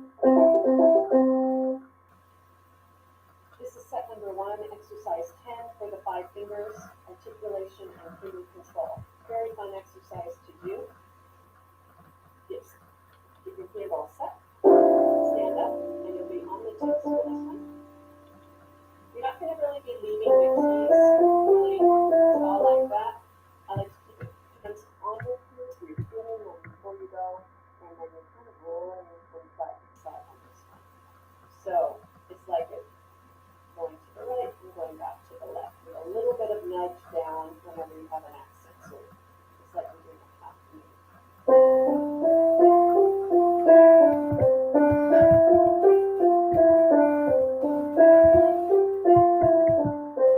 Slight little nudge down there when you have the accent. You notice all my fingers are staying on the keys except for the thumb. The fingers up really high, but the thumb needs to lift to allow the hand reach over the keys. So do that one more. In the number of cases of COVID-19 in these 2 countries since they reported the Omicron variant in these 2 countries, with Uganda reporting a total of 502 cases a single day, which is the highest number of cases reported in a single day since the pandemic started in Uganda. In the same way, Kenya also reported a lot of cases in a single day. Yesterday, that was about 3,328 cases per single day. Now, in this festive season, and since they first detected the Omicron variant in these 2 countries, we've seen that the number of cases have increased drastically. In Uganda, we detected 7 cases of Omicron variant, and they were all imported cases. From that time, we've not yet gotten any information from the Ministry of Health whether there have been more cases of Omicron variant detected. But in Kenya, they detected the 3 cases, which were community cases, which of course shows that there is community transmission in Kenya.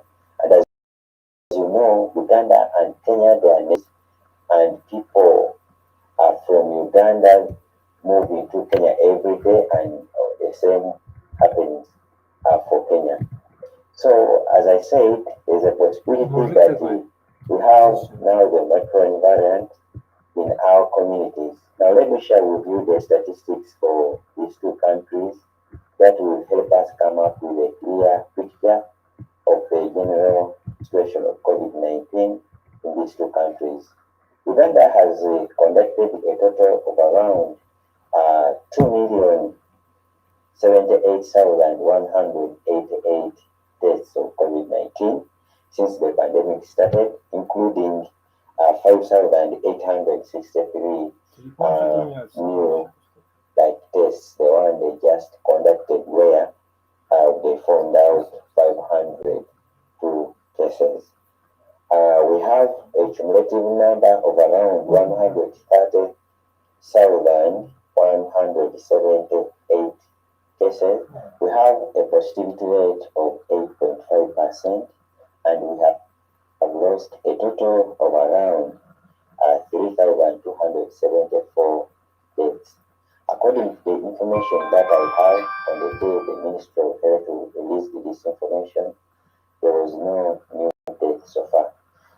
So what I've observed is that the cases are increasing, but they are mild cases.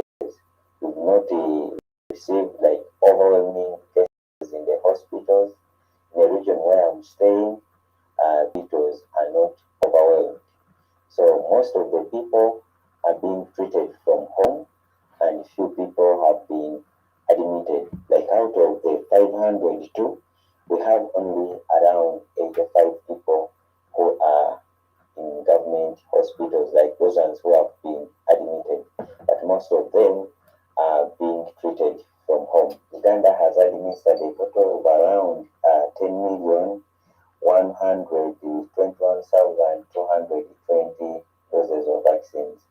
Now, this includes those who have received both the first and second dose, and those who just received a single dose. We've not yet started giving booster doses yet in Uganda, as majority of the population have not received a single vaccine. When it comes to Kenya, the Ministry of Health Kenya yesterday confirmed a total of around 3,328 cases of COVID-19, and they have conducted a total of around 2,955,176 tests since the pandemic started. They have confirmed a total of around 270,899 cumulative cases since the pandemic started, and they have a positivity rate of 29.7%. That means out of 100 tests they conduct, around 29 people are found with COVID-19, and they have administered a total of around 9,169,969 doses of vaccines, and around 3,722,540 people have received their second dose of vaccines. In Kenya, they have also not started giving the booster doses, as majority of the people are not yet vaccinated. Thank you very much for listening to today's COVID-19 update. I will see you in the next video. I love you all. See you. Thank you, Afafa. Excellent update as always. All be quiet. There we go. Now the thing that got me there, Rafa's on the ground. He's a medical officer on the ground there, and they're getting in Uganda 8.5% positivity. Now, even though they're not doing many tests, that positivity rate is high. That tells me there's a lot of community transmission at the moment in Uganda. Kenya, 29.7% positivity, even on a low number of tests. So again, it tells me there's a lot of community transmission in Kenya as well, potentially even more than in Uganda. So this is spreading throughout those countries, and we can assume that it's spreading quickly. But so far, Wafafa is not seeing people getting sick, which is remarkably encouraging. But of course, it's still early days, and how this is going to pan out in a population which is very, very under-vaccinated compared to Western countries and probably unexposed to previous forms of SARS coronavirus 2, as they have been in South Africa, is yet to be seen. It is a young demographic, of course, in Kenya and Uganda. That's going to be, we believe, even with Omicron, massively to their advantage. But my anxiety levels about Africa are not yet allayed, whereas my anxiety levels about Western highly vaccinated countries are much lower than they were. So on that point of optimism, let's leave it and have a good Christmas. And thank you very much for watching.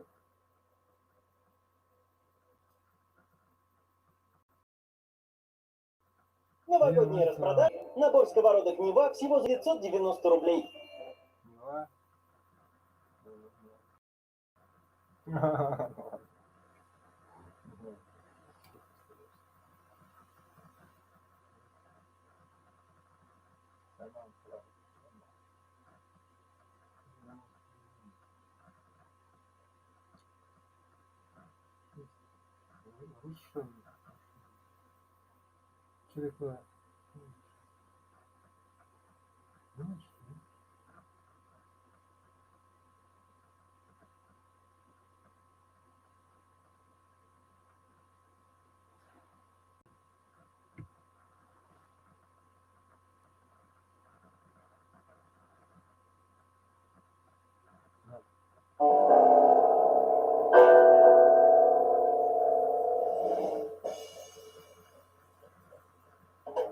The vast majority of melodies are made up of some kind of scale. Hello and welcome to Practicing Hanon scale TV. patterns will better prepare you for playing melodies. In addition to just playing scales in ascending and descending order, you want to practice different permutations of notes in the scale, or notes in the key, whatever you want to call it. These might be, say, diatonic intervals, like thirds.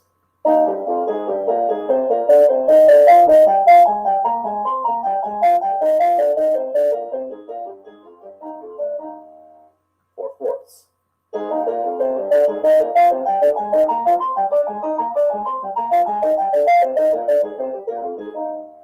Or fifths, so on and so forth. These might be cells of notes, like 4 scale degrees in a row.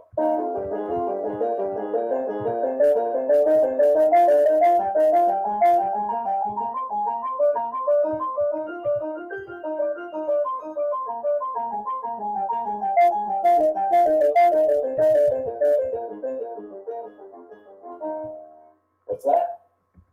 Did I hear someone say they're going to practice that in all 12 keys? Very good. So as we add more and more to these diatonic cells, we start to end up with stuff that sounds more and more like Hanon. Hanon, in a sense, is just a collection of diatonic cells in C major with different permutations of the notes. But try creating your own exercises of the same nature.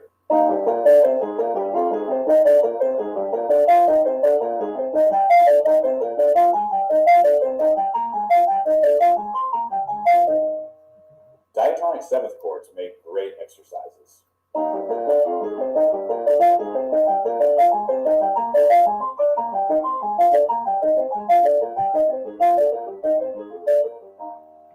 Also try them with directional changes.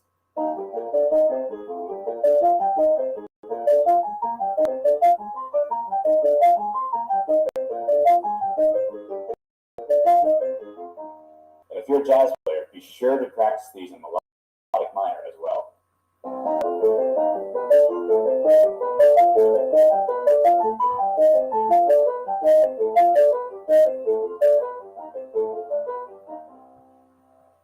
These are good for technique, and they'll also offer some material for soloing.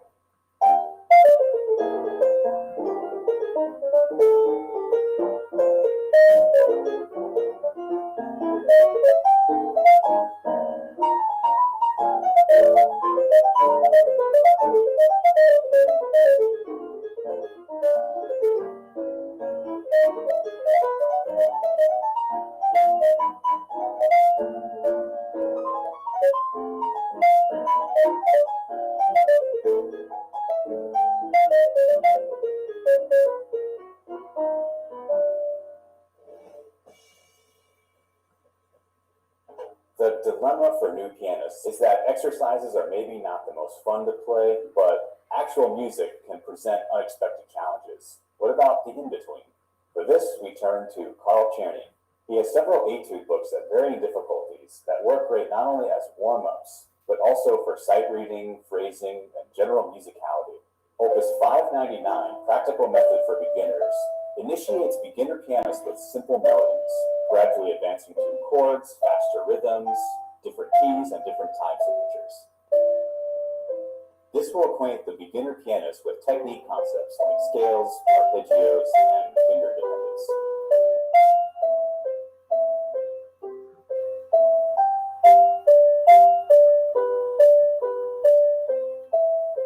But these also serve a musical function.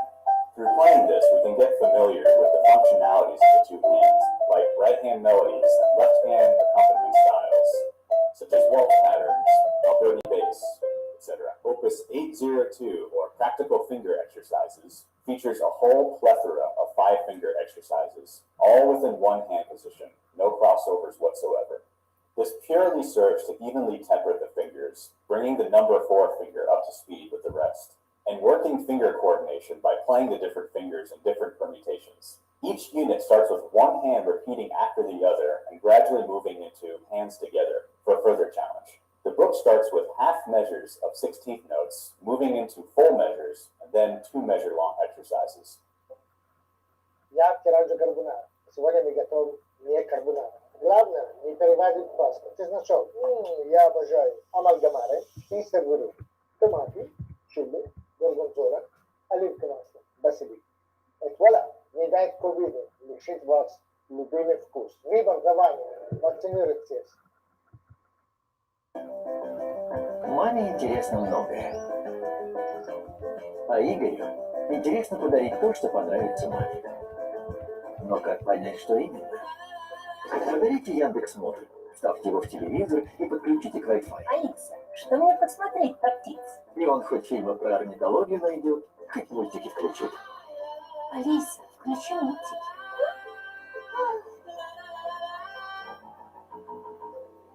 Яндекс.Модуль. Всем интересный подарок.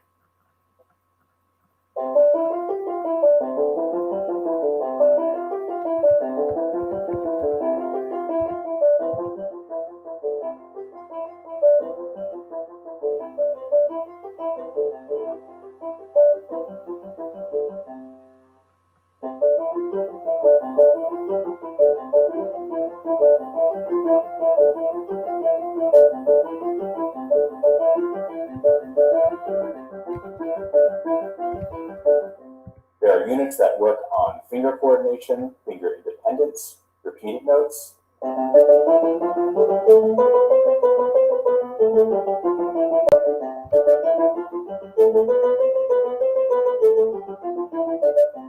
octaves,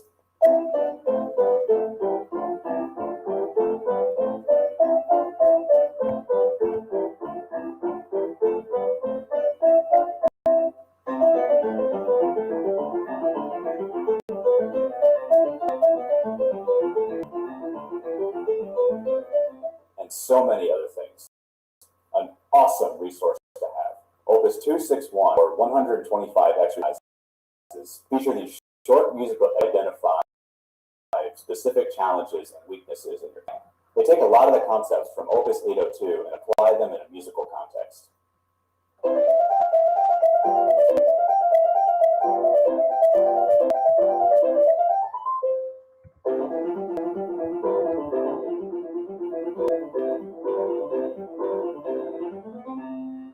Like Opus $5.99, they acquaint you with a lot of the different functionalities and styles of the two hands.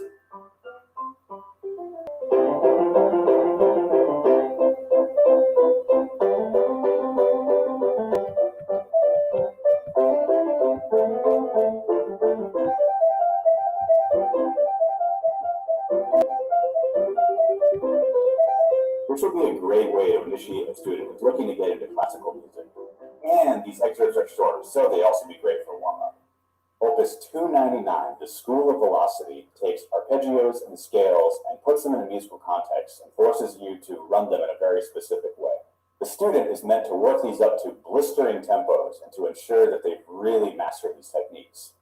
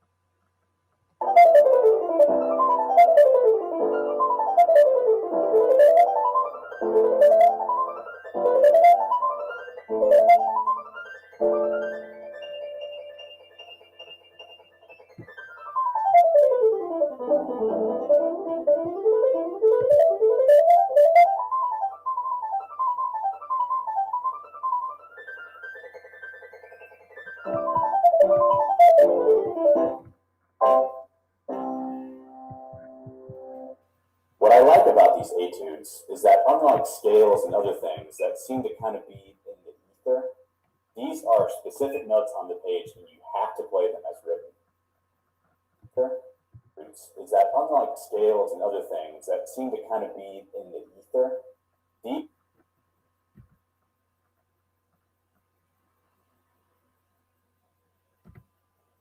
these are specific notes on the page and you have to play them as written. And I feel like this demands a certain level of discipline. Once your technique really starts to come together, you'll definitely want to look at some Boxy Partitions.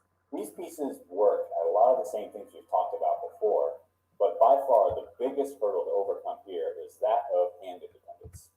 Watch how in all of these, the right hand states an idea, and then the left hand answers it while the right hand moves on. Then later on, the left hand will state an idea, and the right hand will follow it.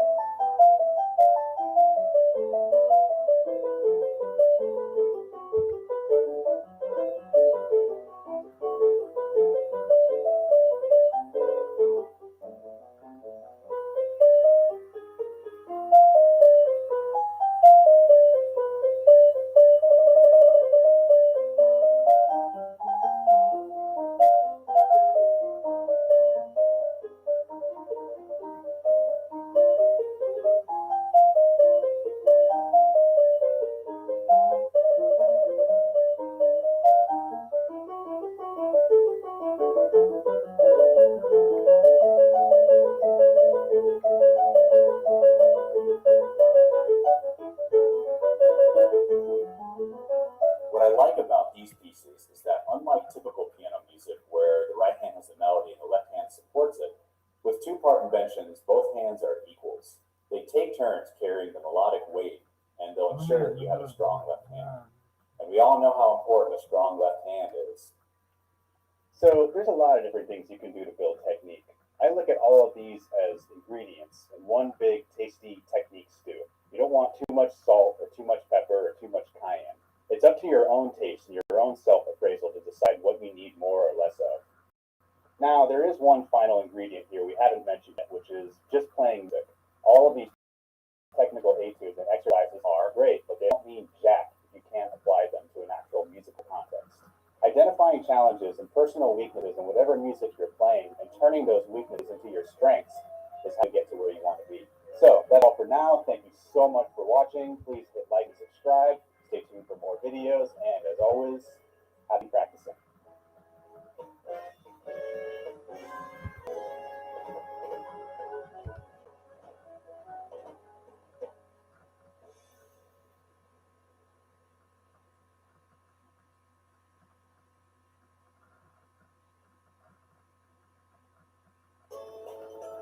Исполняйте мечты близких вместе с Samsung Galaxy и получайте подарки.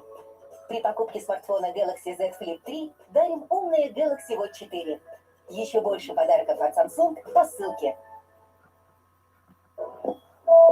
Новогодняя коллекция роскошных ароматов от Kilian Paris. Получите эксклюзивный подарок по промокоду Kilian на сайте bykilian.ru при покупке от 18 тысяч рублей.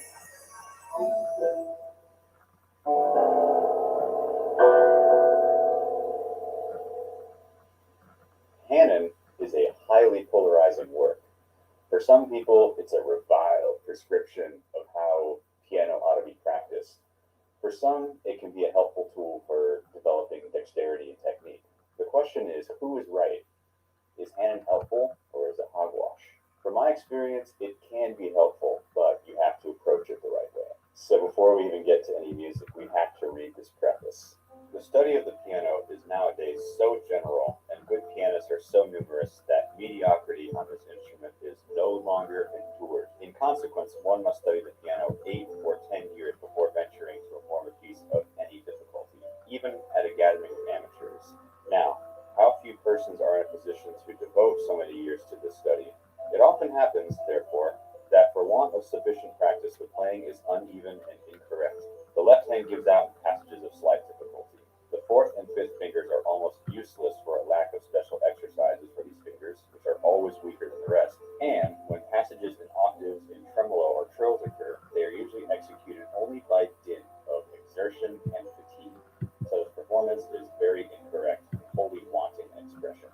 For several years, we have labored to overcome this state of affairs, making it our aim to unite in one work special exercises which render possible a complete course of pianistic study in far less time. To attain this end, it sufficed to find the solution of the following problem. If all 5 fingers of the hand were absolutely equally well trained, they would be ready to execute anything written for the instrument, and the only question remaining would be that of fingering, which could be readily solved. We have found the solution of this problem in our work, The Virtuoso Pianist, 60 exercises, etc. In this volume will be found the exercises necessary for the acquirement of agility, independence, strength, and perfect evenness in the fingers, as well as suppleness of the wrists, all indispensable qualities for fine execution. These exercises are interesting and do not fatigue the student like the generality of 5-finger exercises. so dry that one requires the perseverance of a true artist to summon up courage to study them. These exercises are written in such a manner that after having read them a few times, they can be played in quite a rapid movement. They thus become an excellent practice for the fingers, and one loses no time studying them. If desired, any of these exercises may be played on several pianos simultaneously, rousing a spirit of emulation among the students and habituating them to ensemble playing. All descriptions of difficulties will be met with. The exercises are so arranged that in each successive number, the fingers are rested from the fatigue caused by the one preceding. The result of this combination is that all mechanical difficulties are executed without effort or weariness, and after such practice, the fingers attain to astonishing facility of execution. This work is intended for all piano pupils. It may be taken up after the pupil has studied about a year. As for more advanced students, they will study it in a very short time and will thereafter never experience the stiffness which may have been previously felt in fingers or wrists. This will render them capable of surmounting the principal mechanical difficulties. Pianists and teachers who cannot find time for sufficient practice to keep up their playing need only to play these exercises a few hours in order to regain all the dexterity of their fingers. This entire volume can be played through in an hour, and if, after it has been thoroughly mastered, if you repeat it daily for a time, difficulties will disappear as if by enchantment, and that beautiful, clear, clean, pearly execution will have been acquired, which is the secret of distinguished artists. Finally, we offer this work as giving the key to all mechanical difficulties. We therefore consider that we are rendering a real service to young pianists, to teachers, and to the directors of boarding schools in proposing their adoption of our work, the virtuoso pianist. So we should clear up some misconceptions here. Overall, based on this preface, it seems that Hanon operates under the notion that weakness in the fingers causes difficulty in piano playing for newcomers. This simply isn't true. Our fingers and arms already possess way more strength than is necessary to play even the most difficult passages. Hanon would have you play these exercises continuously without stopping, which you should never do unless you want to risk injuring yourself, in the hopes that your fingers would get stronger. After doing enough dexterity exercises, your fingers might feel stronger, but this is simply because of increased blood flow, not because your fingers have developed muscle. Then we get to this first exercise, which everyone knows.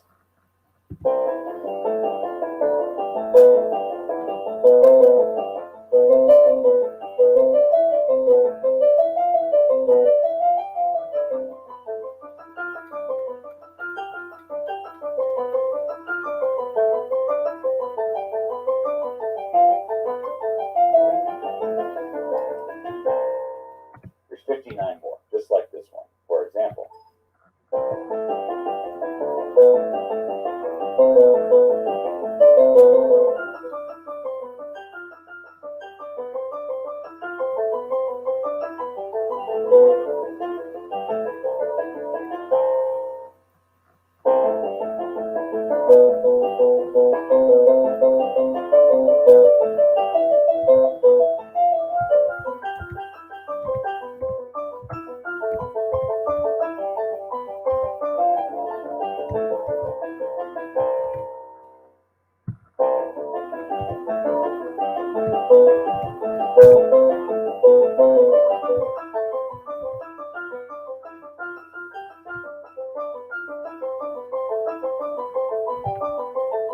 but after that we have a few issues. For one, every single exercise is in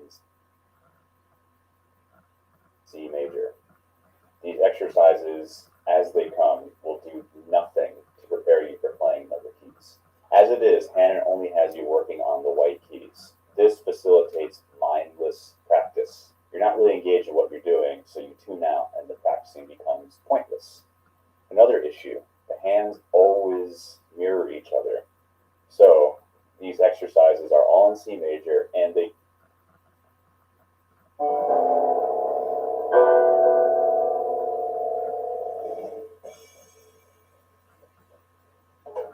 the vast majority of melodies are made up of some kind of scale patterns. Practicing scale patterns will better prepare you for playing melodies. In addition to just playing scales in a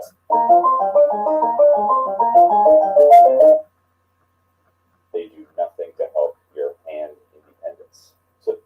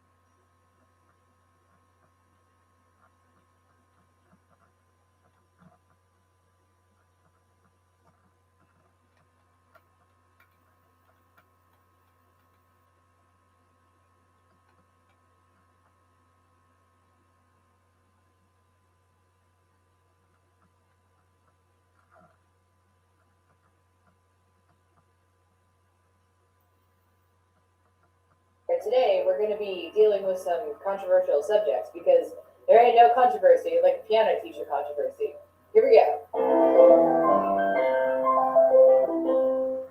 So in the piano world, a hot topic of discussion is on the validity of Hanon and Czerny exercises. So Hanon and Czerny were basically two dudes from back in the day, 1800s, who wrote a whole bunch of finger exercises or, like technical drills.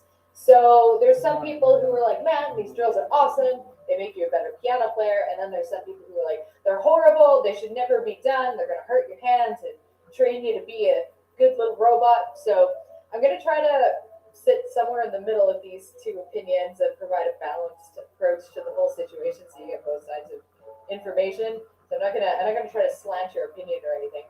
But at the same time, I do have an opinion too, and I will not hold back from sharing it. So for a little bit of background information, Carl Czerny was a teacher and composer, but he was also a student at Beethoven's, which is kind of like a fun fact.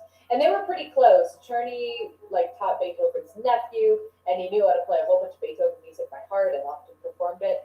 But he wasn't himself this crazy innovative composer.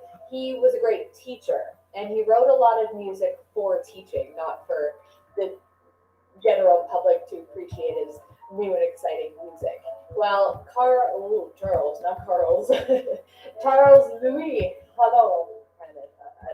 I don't know French. I'm Canadian, but I don't know French. He wrote a really famous book called The Virtuoso Pianist in 60 Exercises, I believe it was called. And it's basically, it starts at kind of an elementary level and progresses in difficulty. And they're just finger exercises to make your fingers better. They develop skills like crossing your thumb under your fingers or trills, stuff like that. Okay, so the pro Czerny and Hanon camp, the argument is that by learning finger drills to work on very specific problems, you cover pieces. Whereas if you just learn songs and pieces, you might not develop to your full technical potential because there's going to be gaps in your knowledge. So say, for example, a Hanon exercise might be to get really good at doing trills. And then by that point, if you've mastered the trill because of a Hanon exercise, when you get to a Bach piece that uses trills, it's totally doable instead of having this huge learning curve when you start the Bach piece. So a proponent of doing finger drills and exercises was Franz Liszt, the famous composer. You've probably heard the name. And what he would do to alleviate the boredom of playing repetitive finger exercises, he would actually read books while he played piano. And he would tell his students to do the same. So there's that. Now, the anti-Czerny Hanon camp tends to say that robotic, or my thoughts are getting ahead of my words. They tend to say that your performances will end up being robotic if you practice in a robotic way. So that if you just do finger drills without investing any, without bringing the richness of your own human experience into it, if you just kind of disconnect mind from body, then that's going to lead to lifeless playing. So a proponent of not doing a whole lot of those finger exercises was Frédéric Chopin, who was a famous composer. You probably know the guy. And he was a big fan of teaching concepts and techniques from songs themselves, and he really placed an emphasis on playing with musicality instead of just repetitive drills. So to oversimplify and to be diplomatic for a second here, there is validity to both sides, because here you've got Chopin and here you've got Liszt, and they're both great composers. They were great piano players. They clearly knew what they were doing. So, I mean, they couldn't have more polarized teaching and learning philosophies. So that's got to say something about how there is valid points. And it's not like one camp is completely wrong and one camp is completely right. But to insert my own opinion here now, and to be completely honest, I tend to side more with Chopin on this one. I hate robotic playing. The thought of sitting down and playing like drills, I do not have the patience for it. Even just thinking about that makes me not want to go play piano, and that kind of defeats the point, I think. So to me, it's like if what you're doing is so boring that you need to read a book while you do it, It's maybe not such a great idea, but I tend to believe that playing piano or any musical instrument is a full body experience as opposed to just your limbs. And I think your brain should be involved in the process too, because otherwise what's the point? You're just being a robot.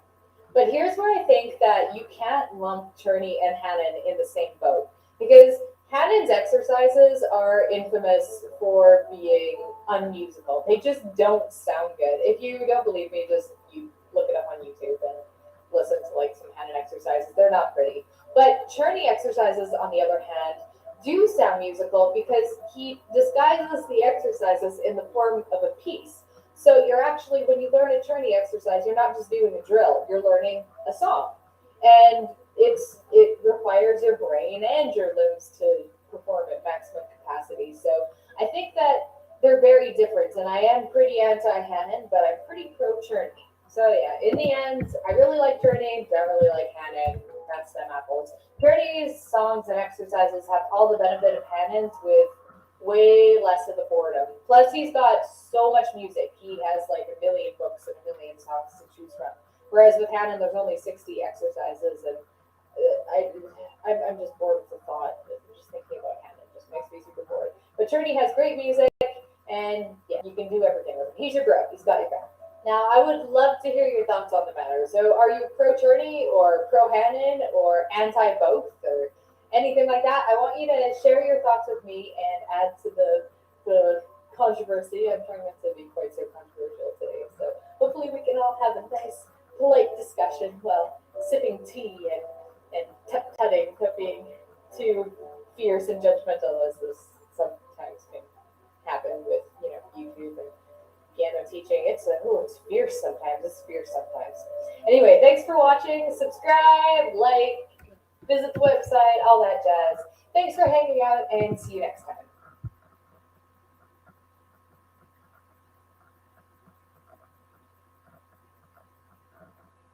I don't have anything funny to say, but I will show you a warm and happy cat in the sun. Can you hear that purring? So much. Oh, now you're gonna eat my foot. That's a yummy foot there. That's a ladylike pose, you know me. Исполняйте мечты близких вместе с Samsung Galaxy и получайте подарки. При покупке смартфона Galaxy Z Flip 3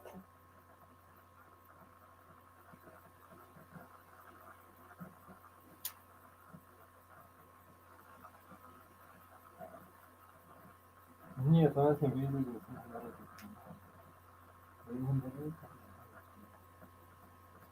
Да, он это имел.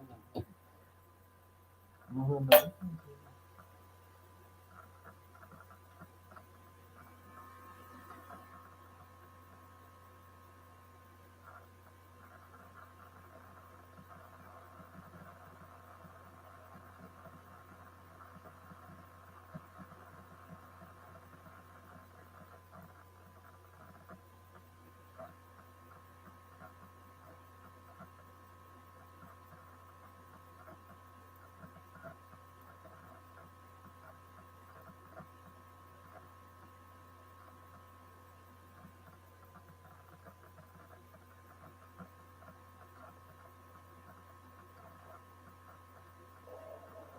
Hello, Corey here from the Boxy channel. Thank you for joining me today.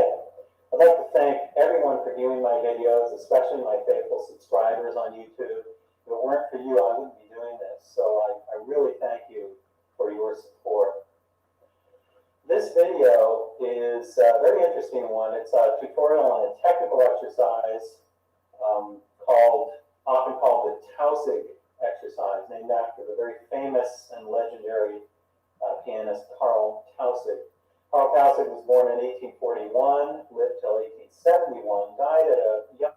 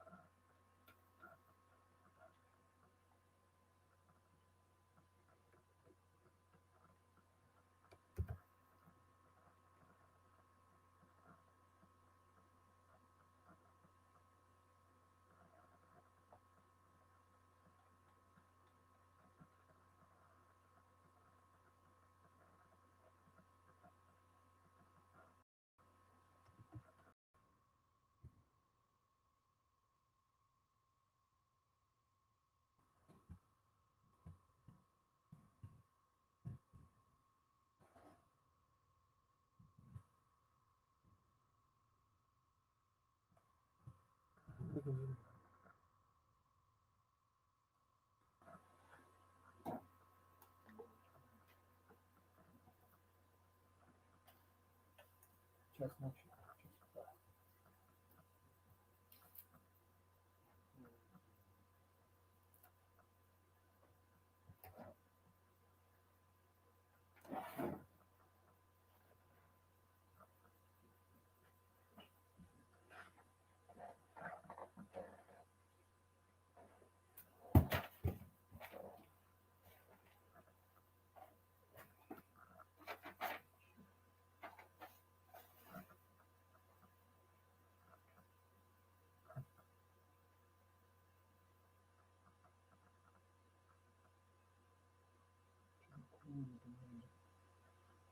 Почему спать не хочу?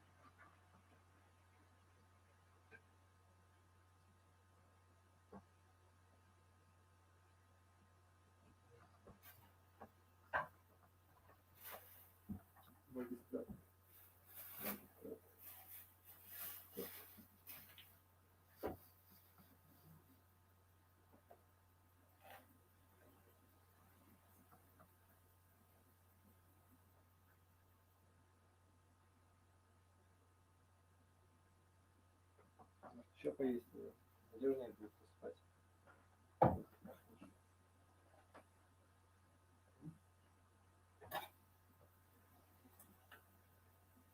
Согреешься.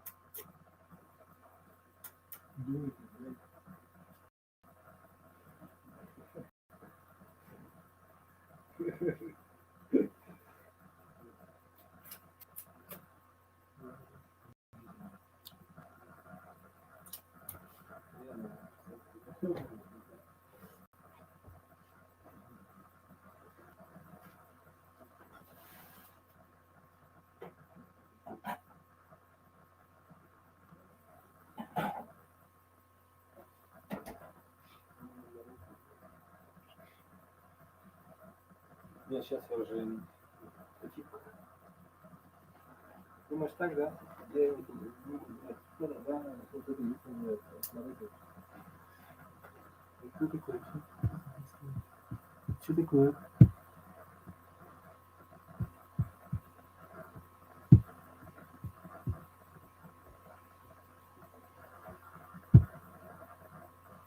Почему у меня 20, как минус 89?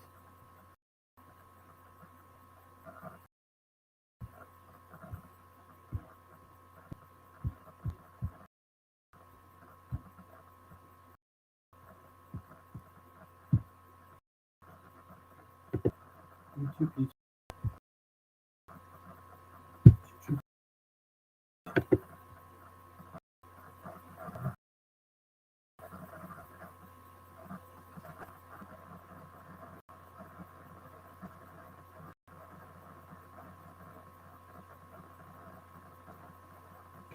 Вот.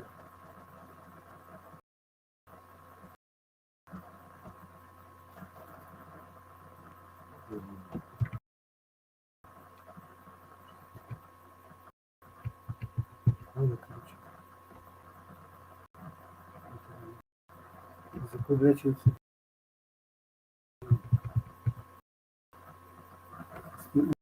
Мягкую, теплую, круглую. Ну, вообще не страшно. Ладно.